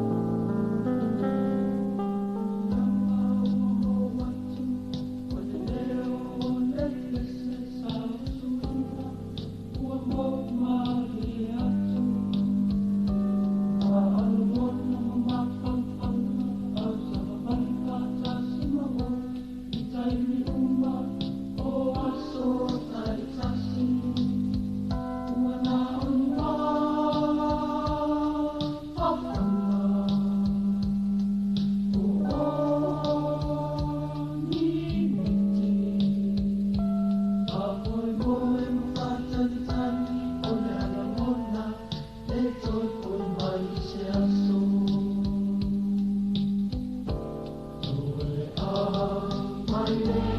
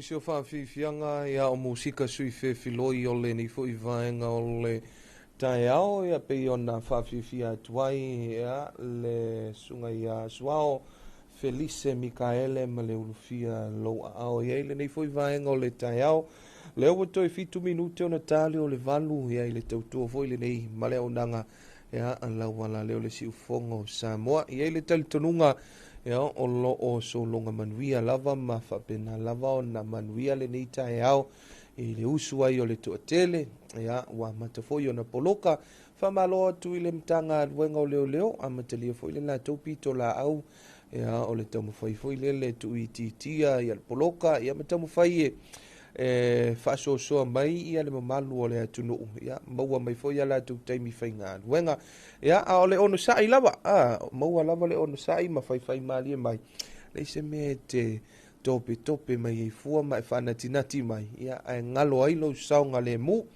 ia nei foi tai ao wa mawhatasi ma le tō whai a mausisi le utumose ia wa foi tatou wa whaasoa masani le nei vaenga o le tai ao ma lo le usu good morning maui ia ile nei foi tai ao ia malo fo i le fonga malo le taua tai le tautuaina o lo tātou atunu utuei Talofa atu malo le soifua Talofa atu fo i le mai mo whaafonga mai Samoa i le nei tai au so se tafa o le lalolangi o lo maua mai ai tātou whaasalunga tu sao le tu e pile si ufonga o Samoa ia mai se fo i o lo tātou atunu nei Io e sa o le lea duen ia o faisi poloka o le tai au. E leo poloka tele la ia lunga o le awala tele. La ae flow le oa taavale. Aina o ila na uo o mai loa i muli nuu le pe ua poloka i muli nuu. Ia o le toa tele o le tātou atu nuu. Fo ilea leo mai e whaile restala. Le vainga fo ie le maua i tau pou. Fo ie le na le taala o le tuspa ia a duen. Io e toa lima ia na o mai malatou la mepa. Malatou sua u ai to lima leo mai ele lava tapena ia o lo le taimi wa sa u ile fato a faiava ia la wo ko o su e mengi la ko sua u ia la ia ai a fai fo na te fo e te anga i mai mulinu ia se i sila le le lungo le wala vai le o le nau fo ile e te sau ina ia vavena e o mai ia ai o le faisi pisi o le taia wai pisi fo i o sau mulinu o na faisi tele fo i o ofisa le malo ia mai se la o le taia o le nei o le taia o e to e tau au fia le parlemene o le fono usu Samoa le to e amatalia tau al manga le fono au fai tu la fono e le so a ola i le tate o le tate le fatino ai le tato le fono tanga le parlemene le tai au nei ia ai fai mali mai lo sa ia a fai fo ete sau i mulinu e fai la restala ia o fau tuanga na mo oe ma nei ia lo sila le leilunga la ola tele ia fai na tu se soi fuo sesi ia a o le tatou te ia le nei fo i vai tau o le tele o meo wa onga le whanau e fai ia matulanga whapena ia faisina faatimo le tai au tuei e o le mea ngā sa whaatautua i e fo i le usu mai le tai au nei ia o le ana palasi ti munga i le po ana po whaasolo mai fo i le waweau wau ta ua vaenga le maui o le poloka fo i o le tātou pitonu i nei mulinu e le ngata lau le tātou ofisa o le komisio whainga palota ia o i lātou fo i e mata upu il whamsinonga e le whapea na o i lātou e awa le ka kisi se aka kufu i e whapea se lauri masfu la eo mai a lātou mata upu o mata upu fo i whamsinonga o le vai aso le nei mau o le asa tūlanga le tau se lauri masfu vai aso nei le whailu al matou fon whawai tu whai le matou se lauri masfu wa le foi tau e Talofa sa nganga le wa fa so ia sanga tasi le ai wa fa matu tu ia le mea lo fa le po le back to school po le se le ni le mo le toya e le a onga fa na toya fa whanau ia o matoi tu malo la wa tu fai sinu. Isi nu e vai nu fo ie. Ia ai ona talua i o le matou nu e fesi a tele. Lungo winga a pala lasi mai kai le fonu fa vai. Winga e lilo malungo le awala kele ho le ko kele pe ia o me na lai fa tu ai ala mo ia nu fo ie light. Lai fa solo e fa pena voi la ia matou. Ia ai lava papale pe ma lava le o sa e o akua. Io sa o ko inga o le kau ke o mai la le waki. Le lalo le waki. E le fa pe me se la ko inga o mai se e ne. Ma wa pele on sa. Ma fa mole fa ma on yeli ai sa o kala le se la uli masulu ko inga ma lo makua ave ko ia. Sa o le. E ala ko i fa pe ke lo. Ave lo weekang ye o ko fa me le lava la ngat ka se la. Anga ka lima sfulu ke ia fuala ia le ko inga le office ma le ai lo la ma ka lo ngo fo fa nga. Al nga la bo kanga sa o su me se yo la le ia se o kauka aloreanga foi ka ko niskenia o no le mane o no le mane ia o fa penga lo la io tacho ia ai fai mali mai ia ma on sai ma la papale o sa ngi wa tu mo o mal awal telele i mo le officer comissio fai nga palo cha ia le kiwa le atunu o mo le restala la i mo nu ele kala ile se la lima skulu ke wa fa pe ke sawi e kala le ai e te alu le fon fa vai a o i o le restala e te sawi e fa yelo restala ma lau fa nau ia ma loto ainga umana ele restala ia wale o le whainga whawhaele iai a whapele i so ingoa i le lola pālota. Yeah, I'm sorry na ele mo so 150. E ke ongo sa ia la wala be fai o lo sa. Ya le mala le 50 US. Ya e fa malo atu tato watuno. Ya ile nei foi vai nga le tai o le wata le valu. Ya o le temi foi to ya wina tu ai tatu Talofa. Ya mai foi Talofa. Ya fa fonga foi le ile to fa o wina o le fa soa. Ya me se foi tal noa ya malito fa ya maui. Ya ile nei foi vai nga le tai au ya fa malo atu le usu. Ya ile to tele. Ya usi vai fa fonga nga ile to wina tu tatu Talofa.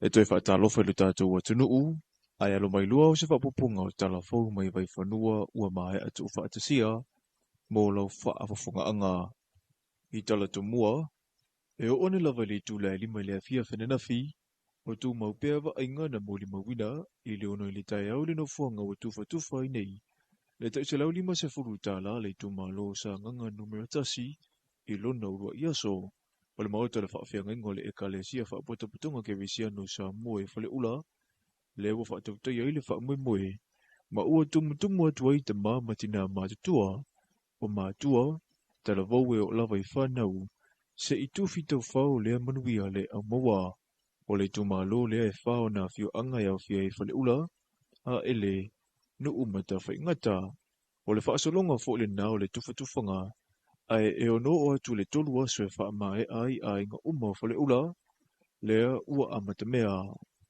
O le fau atu ia ua atanga ia tu whaisto o tele, masalo o le tau whai a wha mai al tolu aso. Ia a whai lava o le whai no mela le mai lava taimi tae o le i le ono tae o na amatai. Ia o le wha moe mai al fitu. Ia whailai o le a mawhaina au sia o malto tele pena ine iasa. Salope na o le lua ni aso pea. Ia ona soro le maele. a mai a ele solo le manu a mai anu ia ona matou faamulia i lei tafaigata. O le vanga tupe lea e tasi tesi ma le 8 miliona e tala lea na sainia i le amatanga le tausaga nei. Ua saunua fo'i sa maina e tala le tūlanga o le aso mua o le whaasoina o le seleni.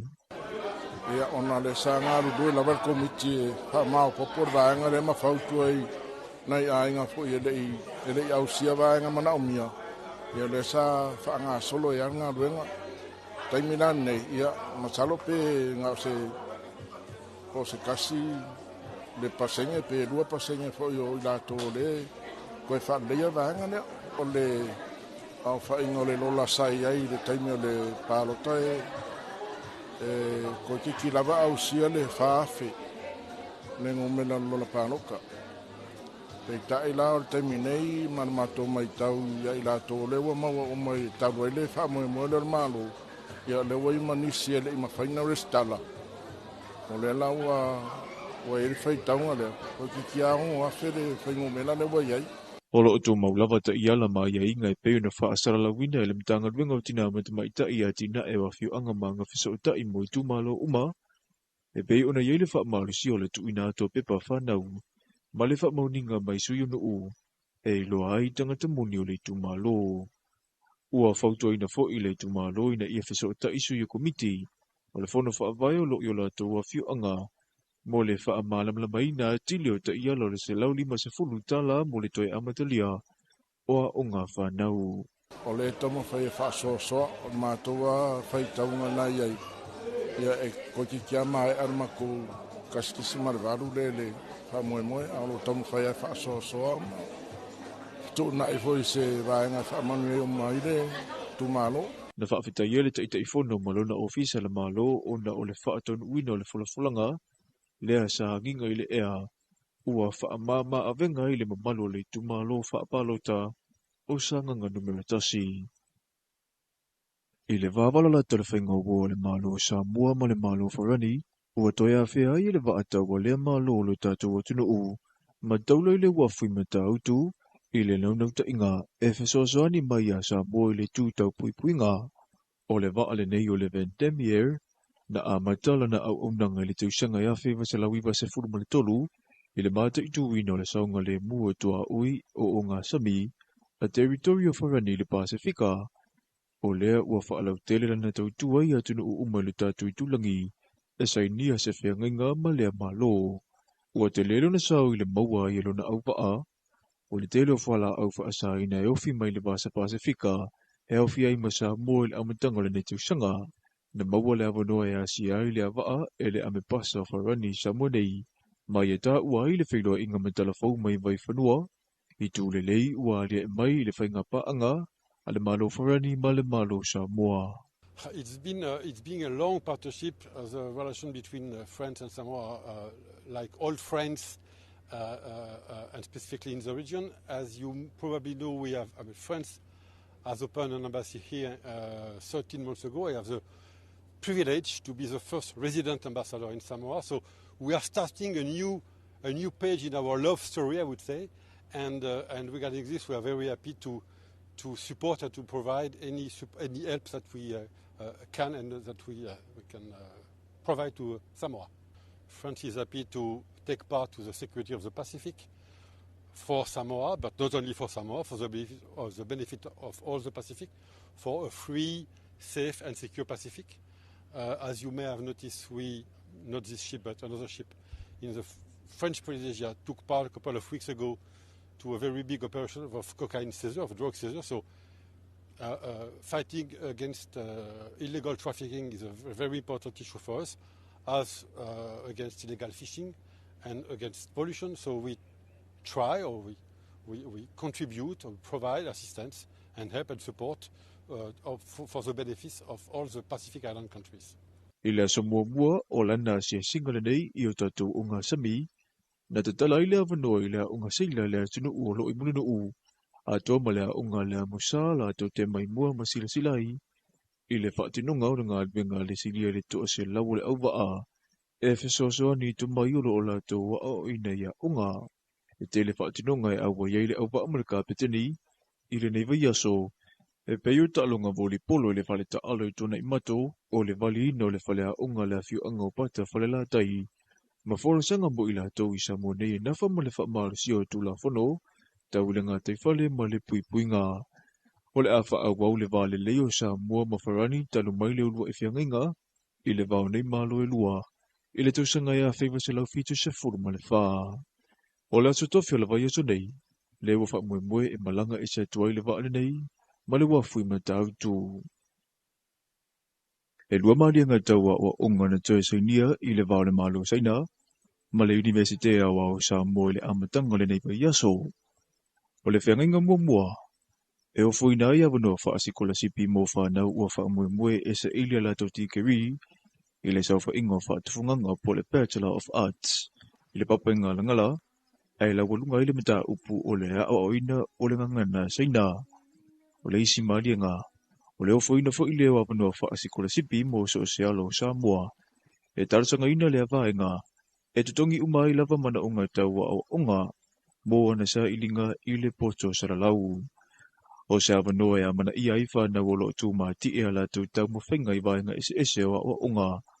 Ma o lo o iele nau nau ta inga, e wha wau pia le tamu enga. Ai ua mana ia I fo I ma whanau, o lo o puru nau nau e wha wau I sila sanga o le soifua a o ina, o lo unga whatia fo I o la tu tongi wha tapula a maurulunga, ai ua uti le wha soa, au la tu a inga. As Samoa's engagement with China continues to intensify across the areas of trade, diplomacy, health, infrastructure, and cultural cooperation demands for graduates proficient in the Chinese language with a solid understanding of Chinese culture and society will undoubtedly grow. This program equips our young people with the knowledge and skills required to participate confidently in an increasingly interconnected global environment. It also reinforces NUS's capacity to offer high-quality, internationally relevant academic programs and broaden opportunities for Samoan students at home and abroad. Na saunoa ame pasau saina, o se tasi o fwai tau I le atunu o aunga tupulanga o le so la tau te to ina le la au, ai o le paolo le nala au, e malu ai whanau la lava o le lumanai. O le wha moe na wha atino I le official ame pasau saina I vaili ma.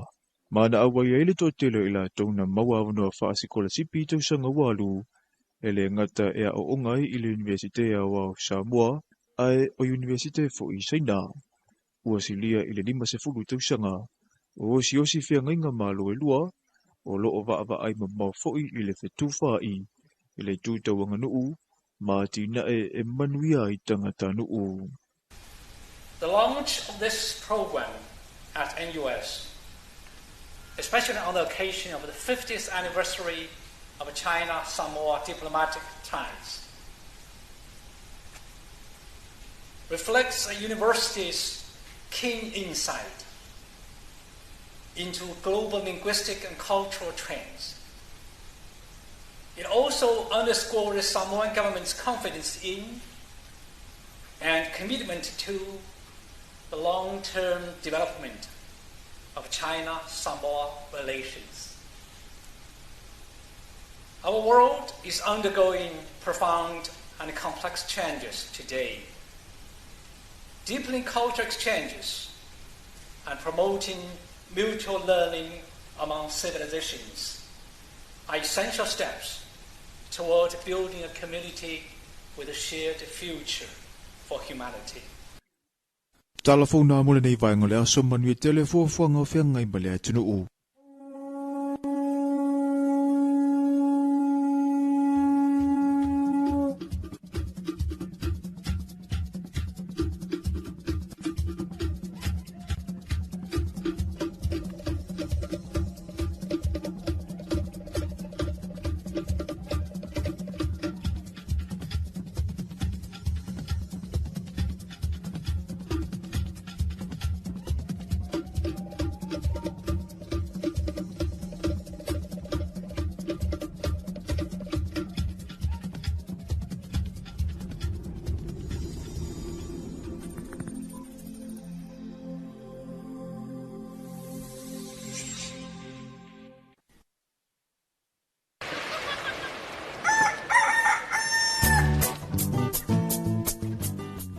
Talofa lava. Yes, ua si tia le tau o fesuia inga o tupe wha amamoli le Western Union, o lona winga ua whaateleina tupe tala. O le a whaititia tupe wha o ngai lafo mai ai, ai te le o le a talaina. A whea nei le ofisa le #1 currency Western Union, pe wala au mai i le 250 mo nisi wha mtalanga i suinga maua e o tau o fesuia inga o tupe a le Western Union.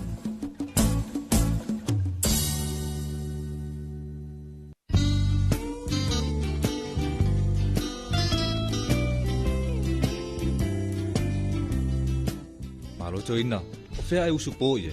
Te au te alua tupo le asi la me ta pisa mai ngā tai le whare komiti. Whalongo le vaenga lua al polo kikian malu, la fwoi wapo e kumkumu e ngā kai. Mānanga te le ala, awano le leia le si taru sanga ia i mo se masini fo i le vidi ai la au. Te lo se whalo lolo mau i masini. Ui papa, ke haru sa o ala i vaiteli. I le whalo loa mo whatoanga, te maua i masini le lei, masini anga ta o oi e kuai. Tai te le lava, o te alua tu lai le whare komiti taru sanga ia. Na o ti e lo le i vaitele se i mata i e masini. Whiu mai loia tātou la lai funga lei, mai tele wha peasa le longa mo le motu tele i sa la whai. Pe wala au mai fo inu mera telefoni 225 251 o wha peasa le longa i le 5 Pe asi fo ilunga o penga ta whailangi i le mātou Facebook page. Samoa Agriculture Store Company Limited. Samoa Agriculture Store, helping you grow.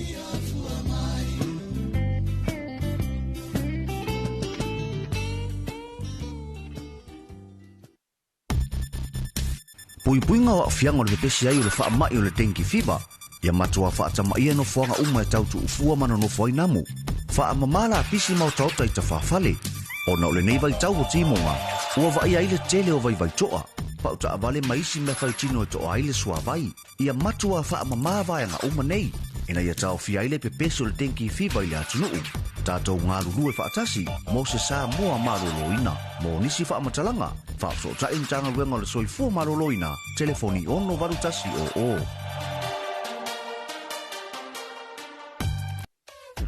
Le wala leo numero tasi Samoa. Tuipi le si ufufongo Samoa. Wala au mai le vaenga le maketi. Mo sau whaala wiloa e fia i se tau whaamali loto. Maua le whamama abenga. Mo oe malau bisinisi. Ua so ai Samoa. Amerika Samoa, toke lau, malelalolangi atoa. Ia na la leo a mo 5 fao. Fa mo iwa tasi tesi maletasi. Iwa lua tesi maletasi. Maletasi o fitu tesi malefa. Wala au nei loa i le telefoni. Walu whaalua ono tasi fitu, ma whaafesili mo le vaenga o whaalau iloa. 2AP, le si ufufongo Samoa, numero tasi.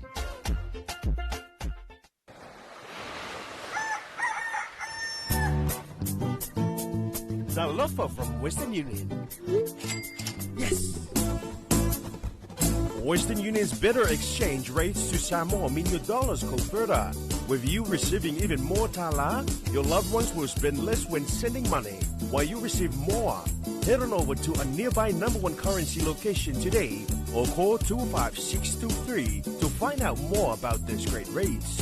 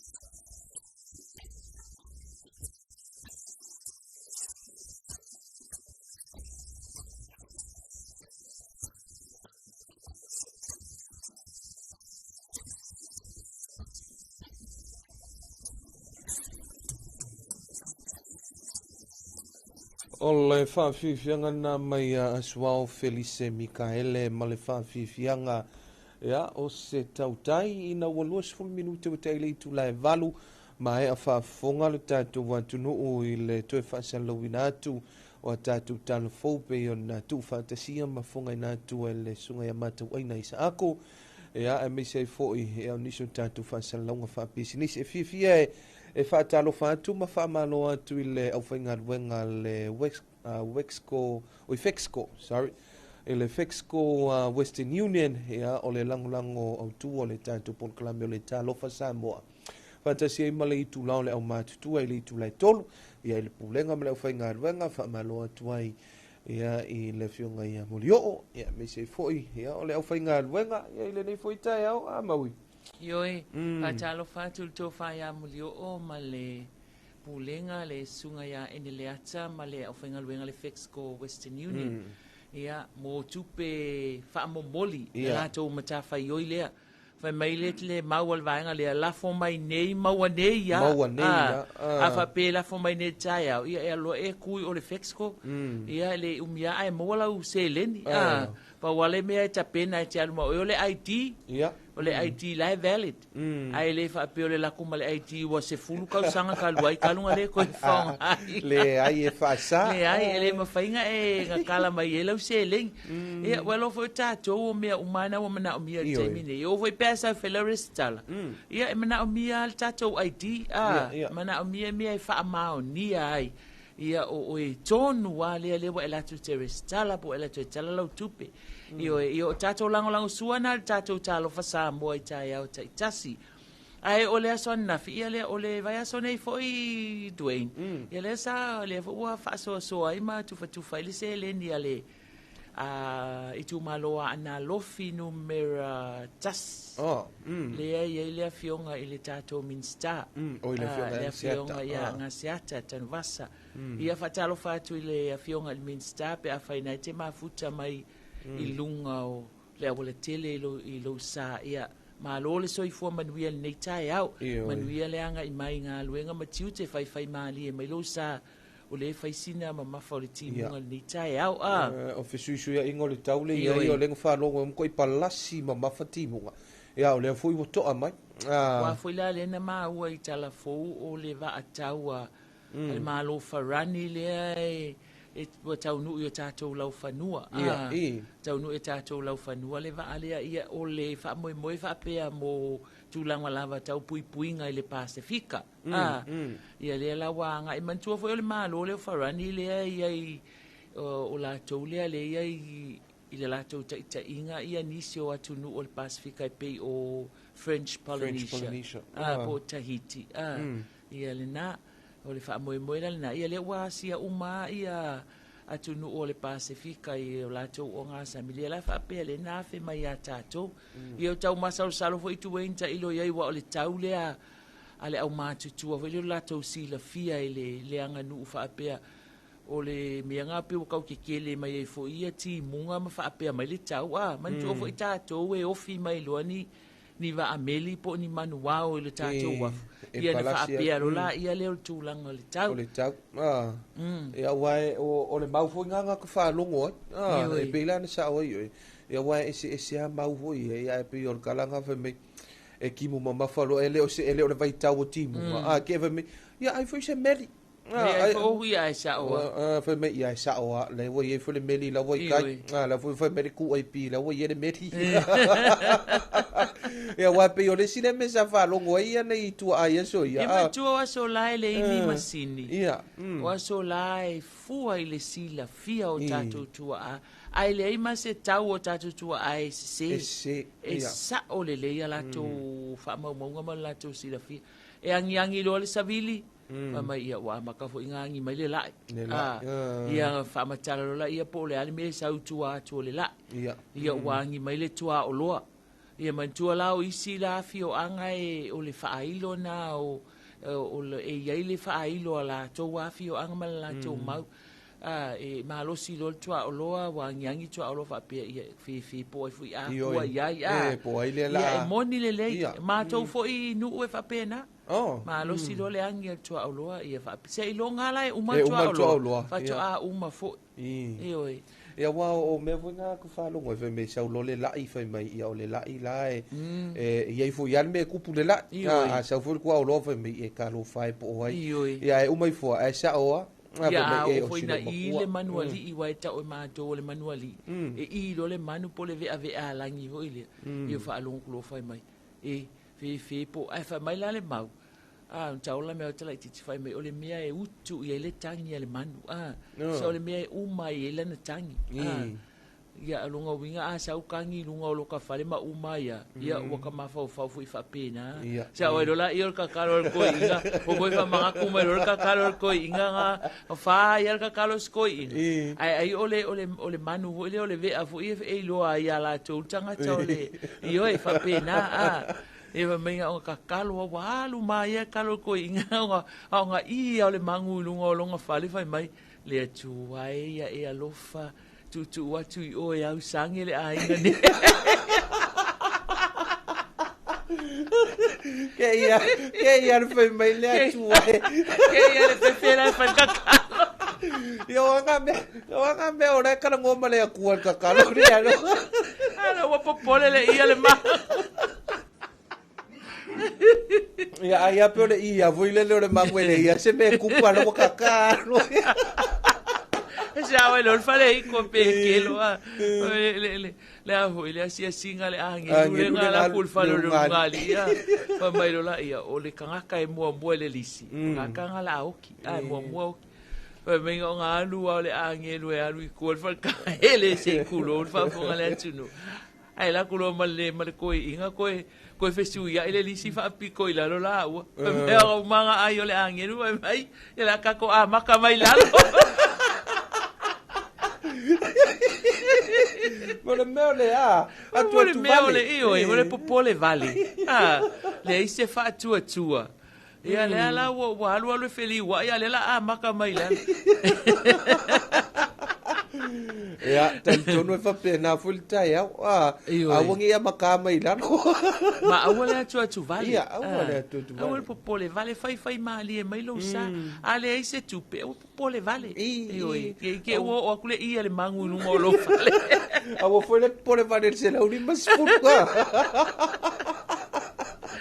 manu ia le fai le anga I mai tato atu nu nga luenga matiu te malefana fo ia onga ia le o fa alongolongo kui fa fotu e le mamafa le palacio ti munga ma losi fo ia lulu le mafu e talatu na pola sa e onno te si mal fa ia le malosi o le no fo le fale ma tau fa alongolongo mai pe ya se talatu le official vai tau ia umana posia ki ele se tala ia te loa ai pe faisi mama o atu o le mafui e ma o le me la lulu e mata to ai fu atu ia le malo si ai faisi na umi ia ai faisi na umi e wal mena o ke mankuanga i le polesa o le wa su lo me ai o ke fa lo o lulu ko ki aka wa ki ai me ai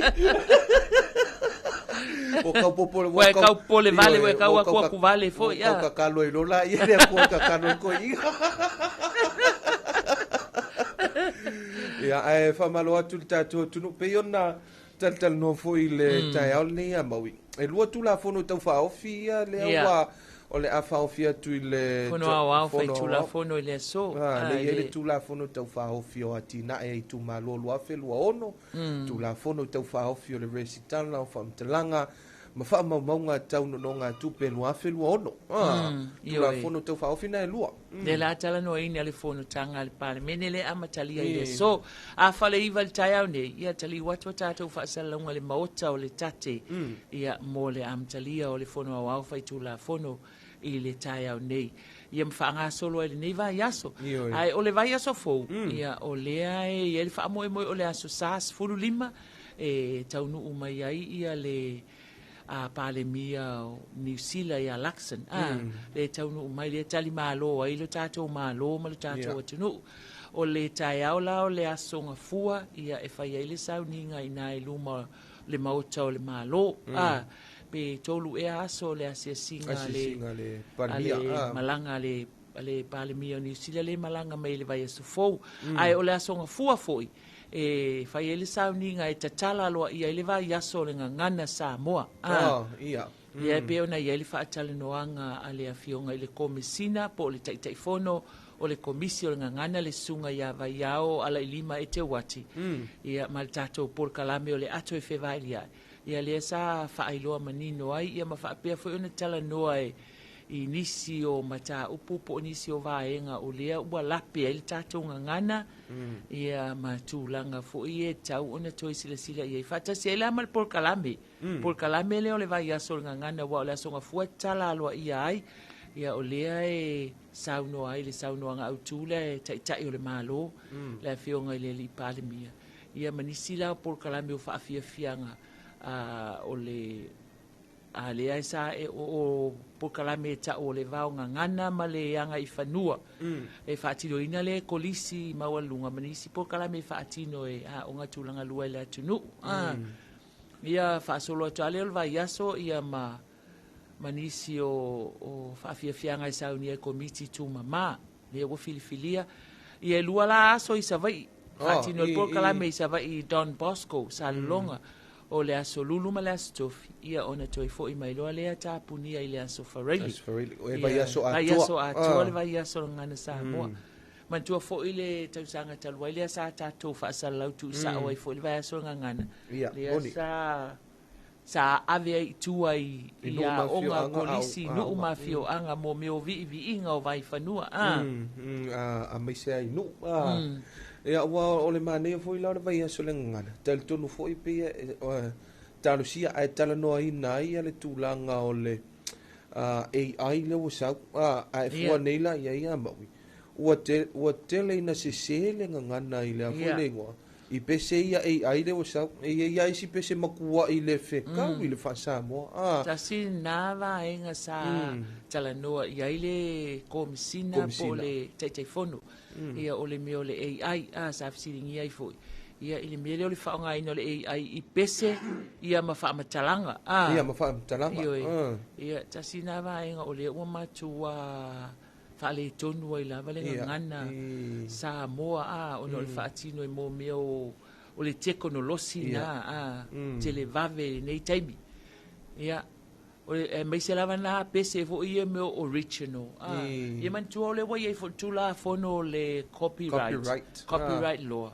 Ia e tau fo ila ona sila i tūlanga na ona le ua copyright le tele o pese ma tustusinga ma tūlanga o ma whapena al tātou atunu.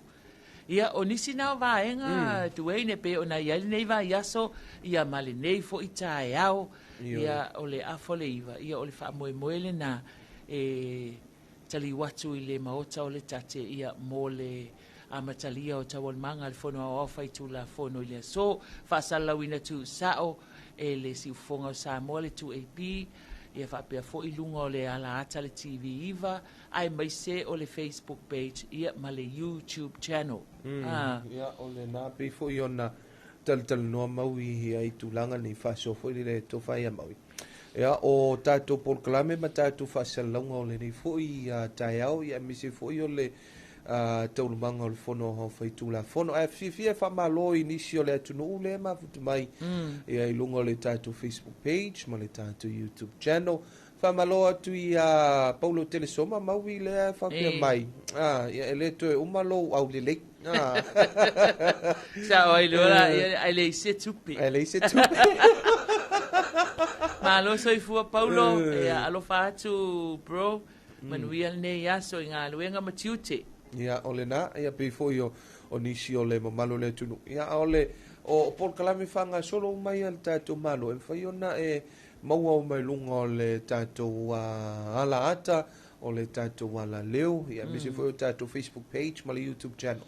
Ia pe ona ta ue mau vion malanga si mai ale fionga i le pale mia New Zealand ia Mr. Luxon ia o le vaia sure ngangana ia le foi wo fa solo atu ia le fono le pale mene ia tal tonu foi pe o mo vai aso nei to fa solo ma vai aso fo ta ilo ia po le ale ka le na ma fo fuanga tal tonu se ilonga la vai pasi tu la fono ia tau fa o fielua ia fa to a malolo foi le le fono le pale mene ai o le ia isi tato lo faanga Dwayne o le te vai atu ia lo faanga le mai o i Alaska ia le fa pe a BJ Victor me momoli atu na lo faanga isi ona tamama tua isi umu si ona tamama tua isi umu ia tu pe atu ia tu pe atu le moli atu lo faanga o RJ Victor si o walo mai o i Alaska ia le alo fatele mai lava ia o alo faanga foi alo faanga ia mai mo si o matou tina ia maave moliota ma jong o sinamonga mai a losi papali i Dwayne ia o lesi tatou alo faanga na foi e mai a mai o e sau na foi e momoli atu na lo faanga ia isiona ainga i vai moso ia e sau ma faunga ia me se foi siona tina ia mai oa mal fanau ia pe ona ma futa mai sa tapuala ia pe ona fa pe mai ia ole fa Talofa ia mal vala au mai nai New Zealand Christchurch o lesio when Nas so for man we are watching this from Tamaki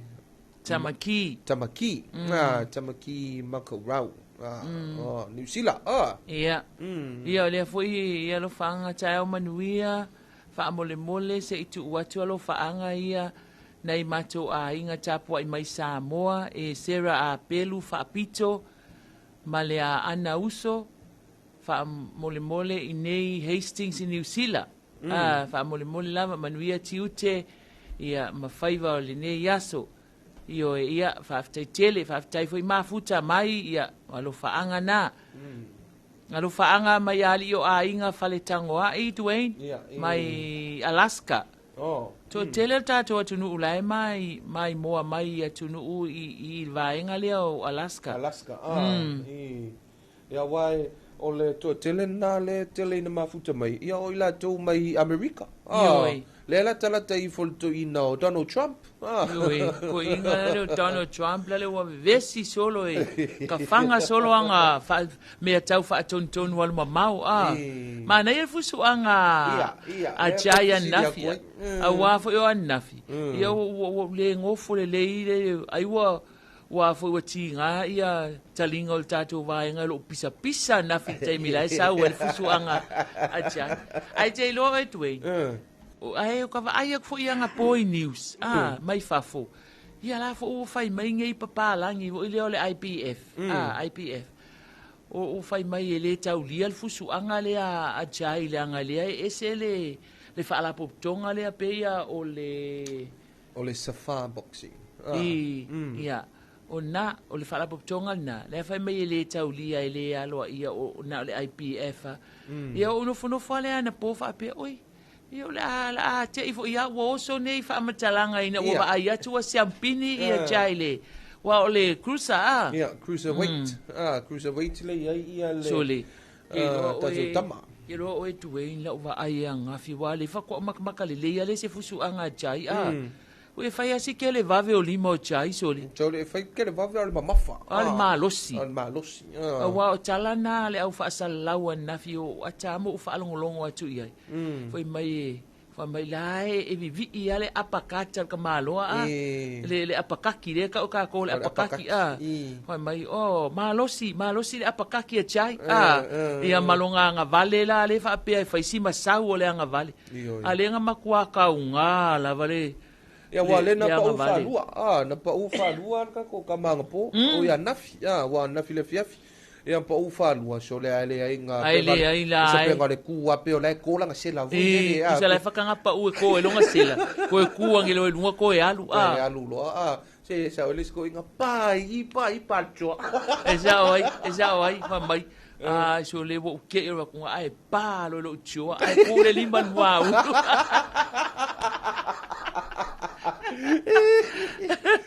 malo whaafitai le alo le atunu. Malo fo i le tapua inga si o tātou atunu.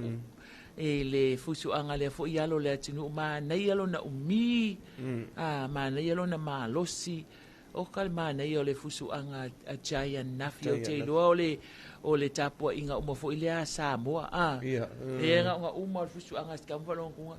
Wa fa o emotion ele tama na ila na fusuanga o fa pe sole o no kwa kene o ka Samoa ya ne America wo pe o America le na fa tino fusuanga ala fu bo usu mai pe se fa sole ele ai pole nga makamaka ini sole male tunu le comments me il tato wa por kalame ma nei ia ko va ia kunga ma ia le umi o chai wa umi atu lo lana panga le ya Brandon ia ko va e kulonga fikaunga ko e kulo mo sa o dola ia le o kala kami ai sosi no mangu kon mea uri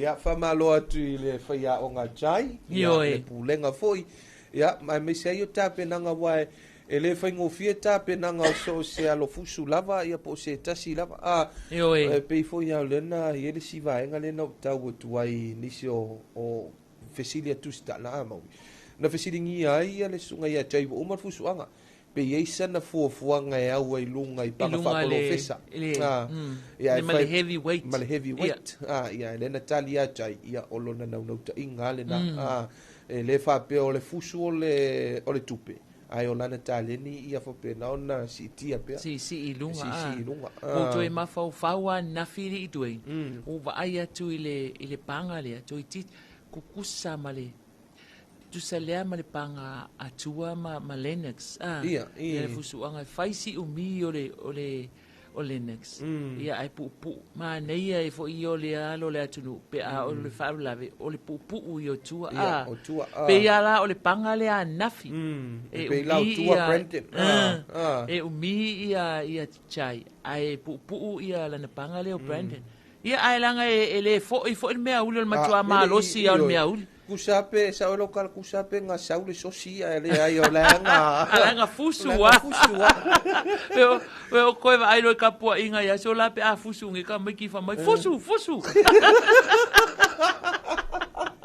mai tui o ko manga ko lo fa sa la ngo fusu anga pad ya so la pe mamai e alu ai masangi la e o kava mai sports for itu ap o lai fusu anga o malosi ale alu mai fusu ya so la alu lo la pad vai live ele tio ia fa la ngo fusu anga fa longu mai tau fai so alu atu apakaki yo se au te mafo fa atu nei o te mana tu ai fo ia na ia te mali il tatu atu nu sanga lue nei mo le meo le vave o le mafau le upu e aluane le upu le mafau e fa leo ia le fainga o tanga o fusu anga nei ia ai malo tapua e tatu atunu me o le mea taulia lava ma le faafitai le atua ia wai u le manuia le fusu anga le alo le tatu atunu le nei fo i faaranga mai o mea o fusu anga wa tasi lea fo i taalonga o lo faapea o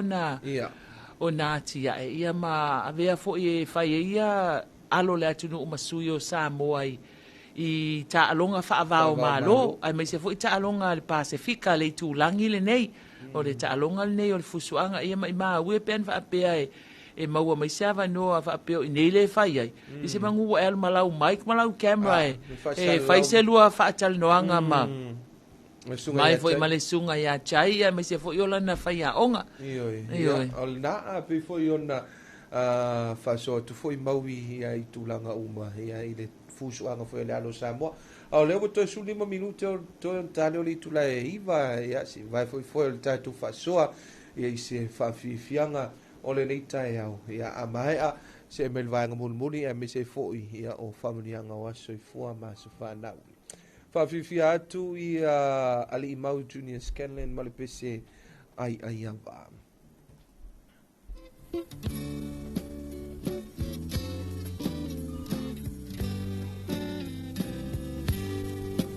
Awhai fu ua e musu totongi tupe o a o na mali e le o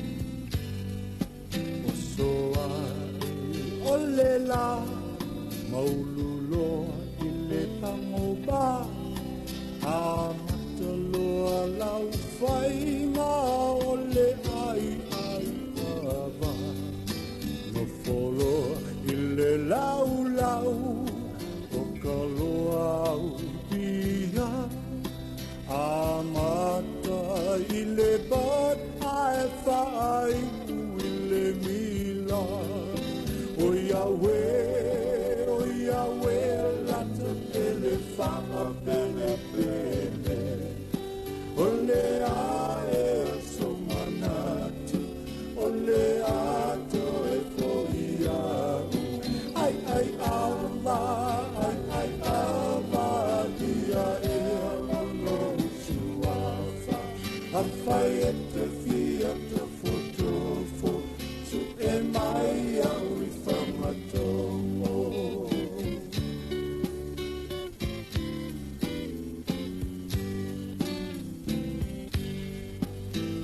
Sa moa e aulo i lena e winga i lo sua fata mai ai ava o te lefa a maua lunga pu o te mimita tu mai aloa lo lima mai e ta Talofa o Yahweh lata pele whanga pele pele o le ae so manatu o le ato e foliaru ai ava dia e alo suafa a fai e te fia te fotofo e mai au i whamatomo o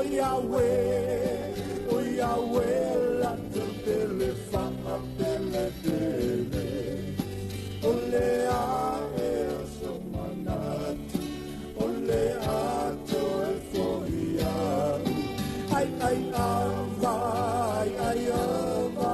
dia e alo suafa a fai e te fia te fotofo su e mai au i whamatomo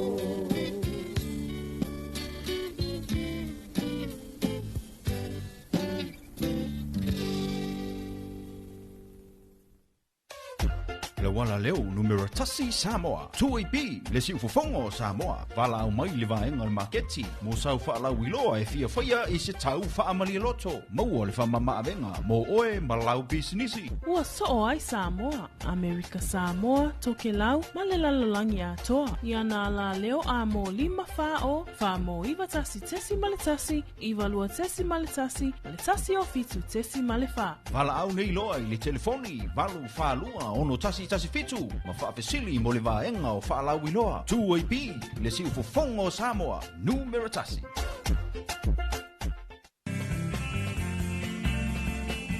Wa o tu e vi fale olo savelio i nei la fatuanga sa taua falonglongo atu e tu e pi le ala leo Samoa.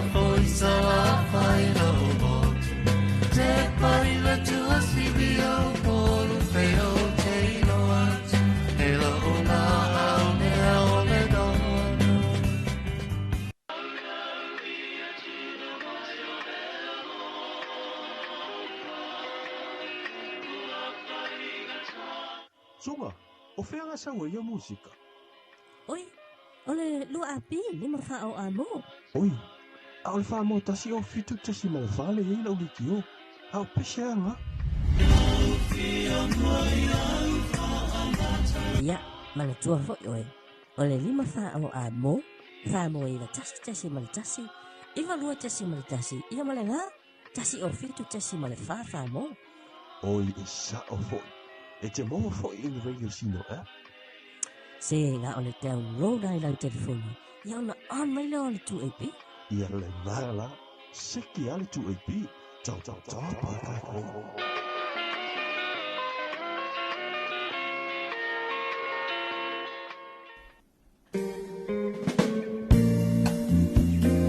Pisi o tātou whawhiwhianga e ma tātou whasalalaunga whapisinisi fo'i.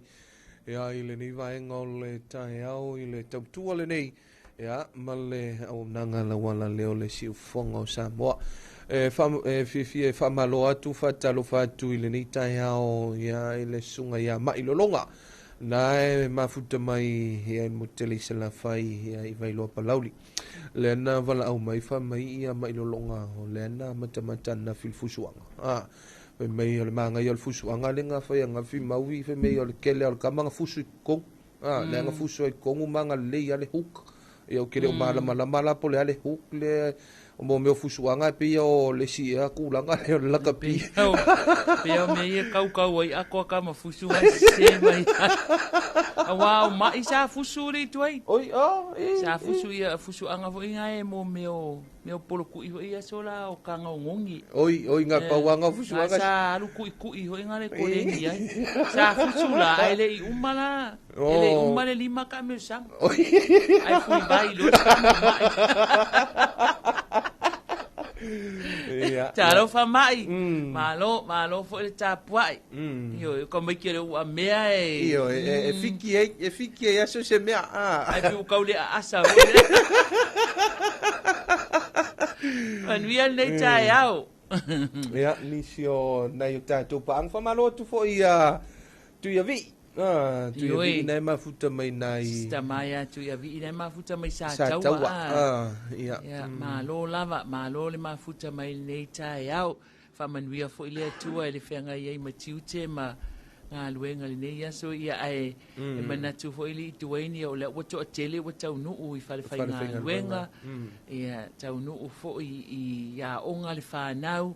Ia ile nei yaso a mai se o le fa timu ia ale a mai se foi o le ai pepesi fa ma o le ai ai nei fa na ia o lo o anga e fa le mai siaki fo ma ia ona o le ai mauai pe ia o unga ia o le tanki fiva man tuele o le ai fa manatu mai al so i fu malo lo nei e fo ia pui nga masani ia mo le tato atu no ia malesila tu langa le ai fa apea mai va aia lo ava aia pea unga ia fana va veana ave va ai le fo mai wai o tato e maua fo me na fai me tu la va aia tua ia na ave lo la ia sa ili fo ina va me fo lo pe se ila e lo po se po ai tu inga mai vo ia tato masania il fana ia ai le ia le ave mua eva ai fo ma ia a uma lo fo ma ia na ave lo la ia le ai fo so le fofona ia ai o le fautuanga lava le na mo lo tato watu no ai mai se lava le ia alo ma fa na ula iti fo ia onga fa tai ia ma fa na ula ile fale le ia onga le o tausanga ia onga ai ia Emmanuel nei aso a le ua te manatu atu lata ile taimi o tato tala mai New Zealand le wale si faavao malo New Zealand Radio New Zealand Pacific ia mo tato tala inu mamao ma tala Pacific isi tato faalongolongo ya New Zealand pole ase tu langa wa ia ile tato taua o lo fai nei wana na amata na o Iran mai fo i mai Israel ai o mai fonga walua ko i ma Amerika ia la o pe o tau solo ani ai Malusia ia lea ua awa ia tuai ma Saudi Arabia ma isi umanu una o atu nu Arapi ia ma atu nu o le Middle East o le Saitu Tonu ma leo te va ai atu ia o si nu lea o Dubai tasi lea nu e selfie le mua o lea tele fo yo tato atu nu ia me se fo tato malo wa ia fo no tanga i fai na ma nga i e ui atu ina i Dubai ma o onga fonutanga ia fa tse mata alonga lakapi nei fo le vai o te ia le wata va ai atu i tala ia au mai al BBC mali potia CNN ma le Radio New Zealand ma le TVNZ o matua mata utia wa alu fa solo atua ia ua tele ina fa le anga ina o va et foi le vai aso le fa ngol vai aso o le malaiva alele tele ana i Dubai. Na foi ua ile na palasi la ua cancel tele o cancel ile tele o flights. Ia o tūlanga na ia ile taua o lo o whaanga solo nei. Ia ai se i tātou mata i tūpea. Ma tātou mana tua fo i tālo sanga ia nai nei atu nuu wa a fia I taua ma fevesia inga nei taimi. Ai, o leo wato e 5 minuta tale iwa. Ia, a whale tūlai iwa, ia o na taliu leo tātou whaasalaunga, ia mō le whono tanga, ale pale mene I le tai au. Nei, manuia le whaawa wino tiute, Dwayne, manuia le nei aso Samoa tātou toi whelua I fōi, whaasoi fōi ia. Ia, o le tofai a mausisi I le utumose, ia, wavalua tufoi ma le tātou whaasoa I le nei tai au. Ia, manuia telefoi whaiwa matiu te o le awhianga iai. Ia, meisa I o le tātou atunu o le whanau fōi a onga. Tapo inga maua nei tinam ta mama tutua. Leo toe tonu minute o na tale o le itula iwa. Before i o na whaafonga o na folisi atu e le sunga ia maui ia tātou pol kalame whaanga solo. E manuia tele ia le nei foi tae au le tātou wa tunu. Ia mese foi ia o le tau o fiai ia o le fono au whaitula fono ia o le tātou wa tunu. Ia manuia tele le nei aso I tiute mbanga nuenga.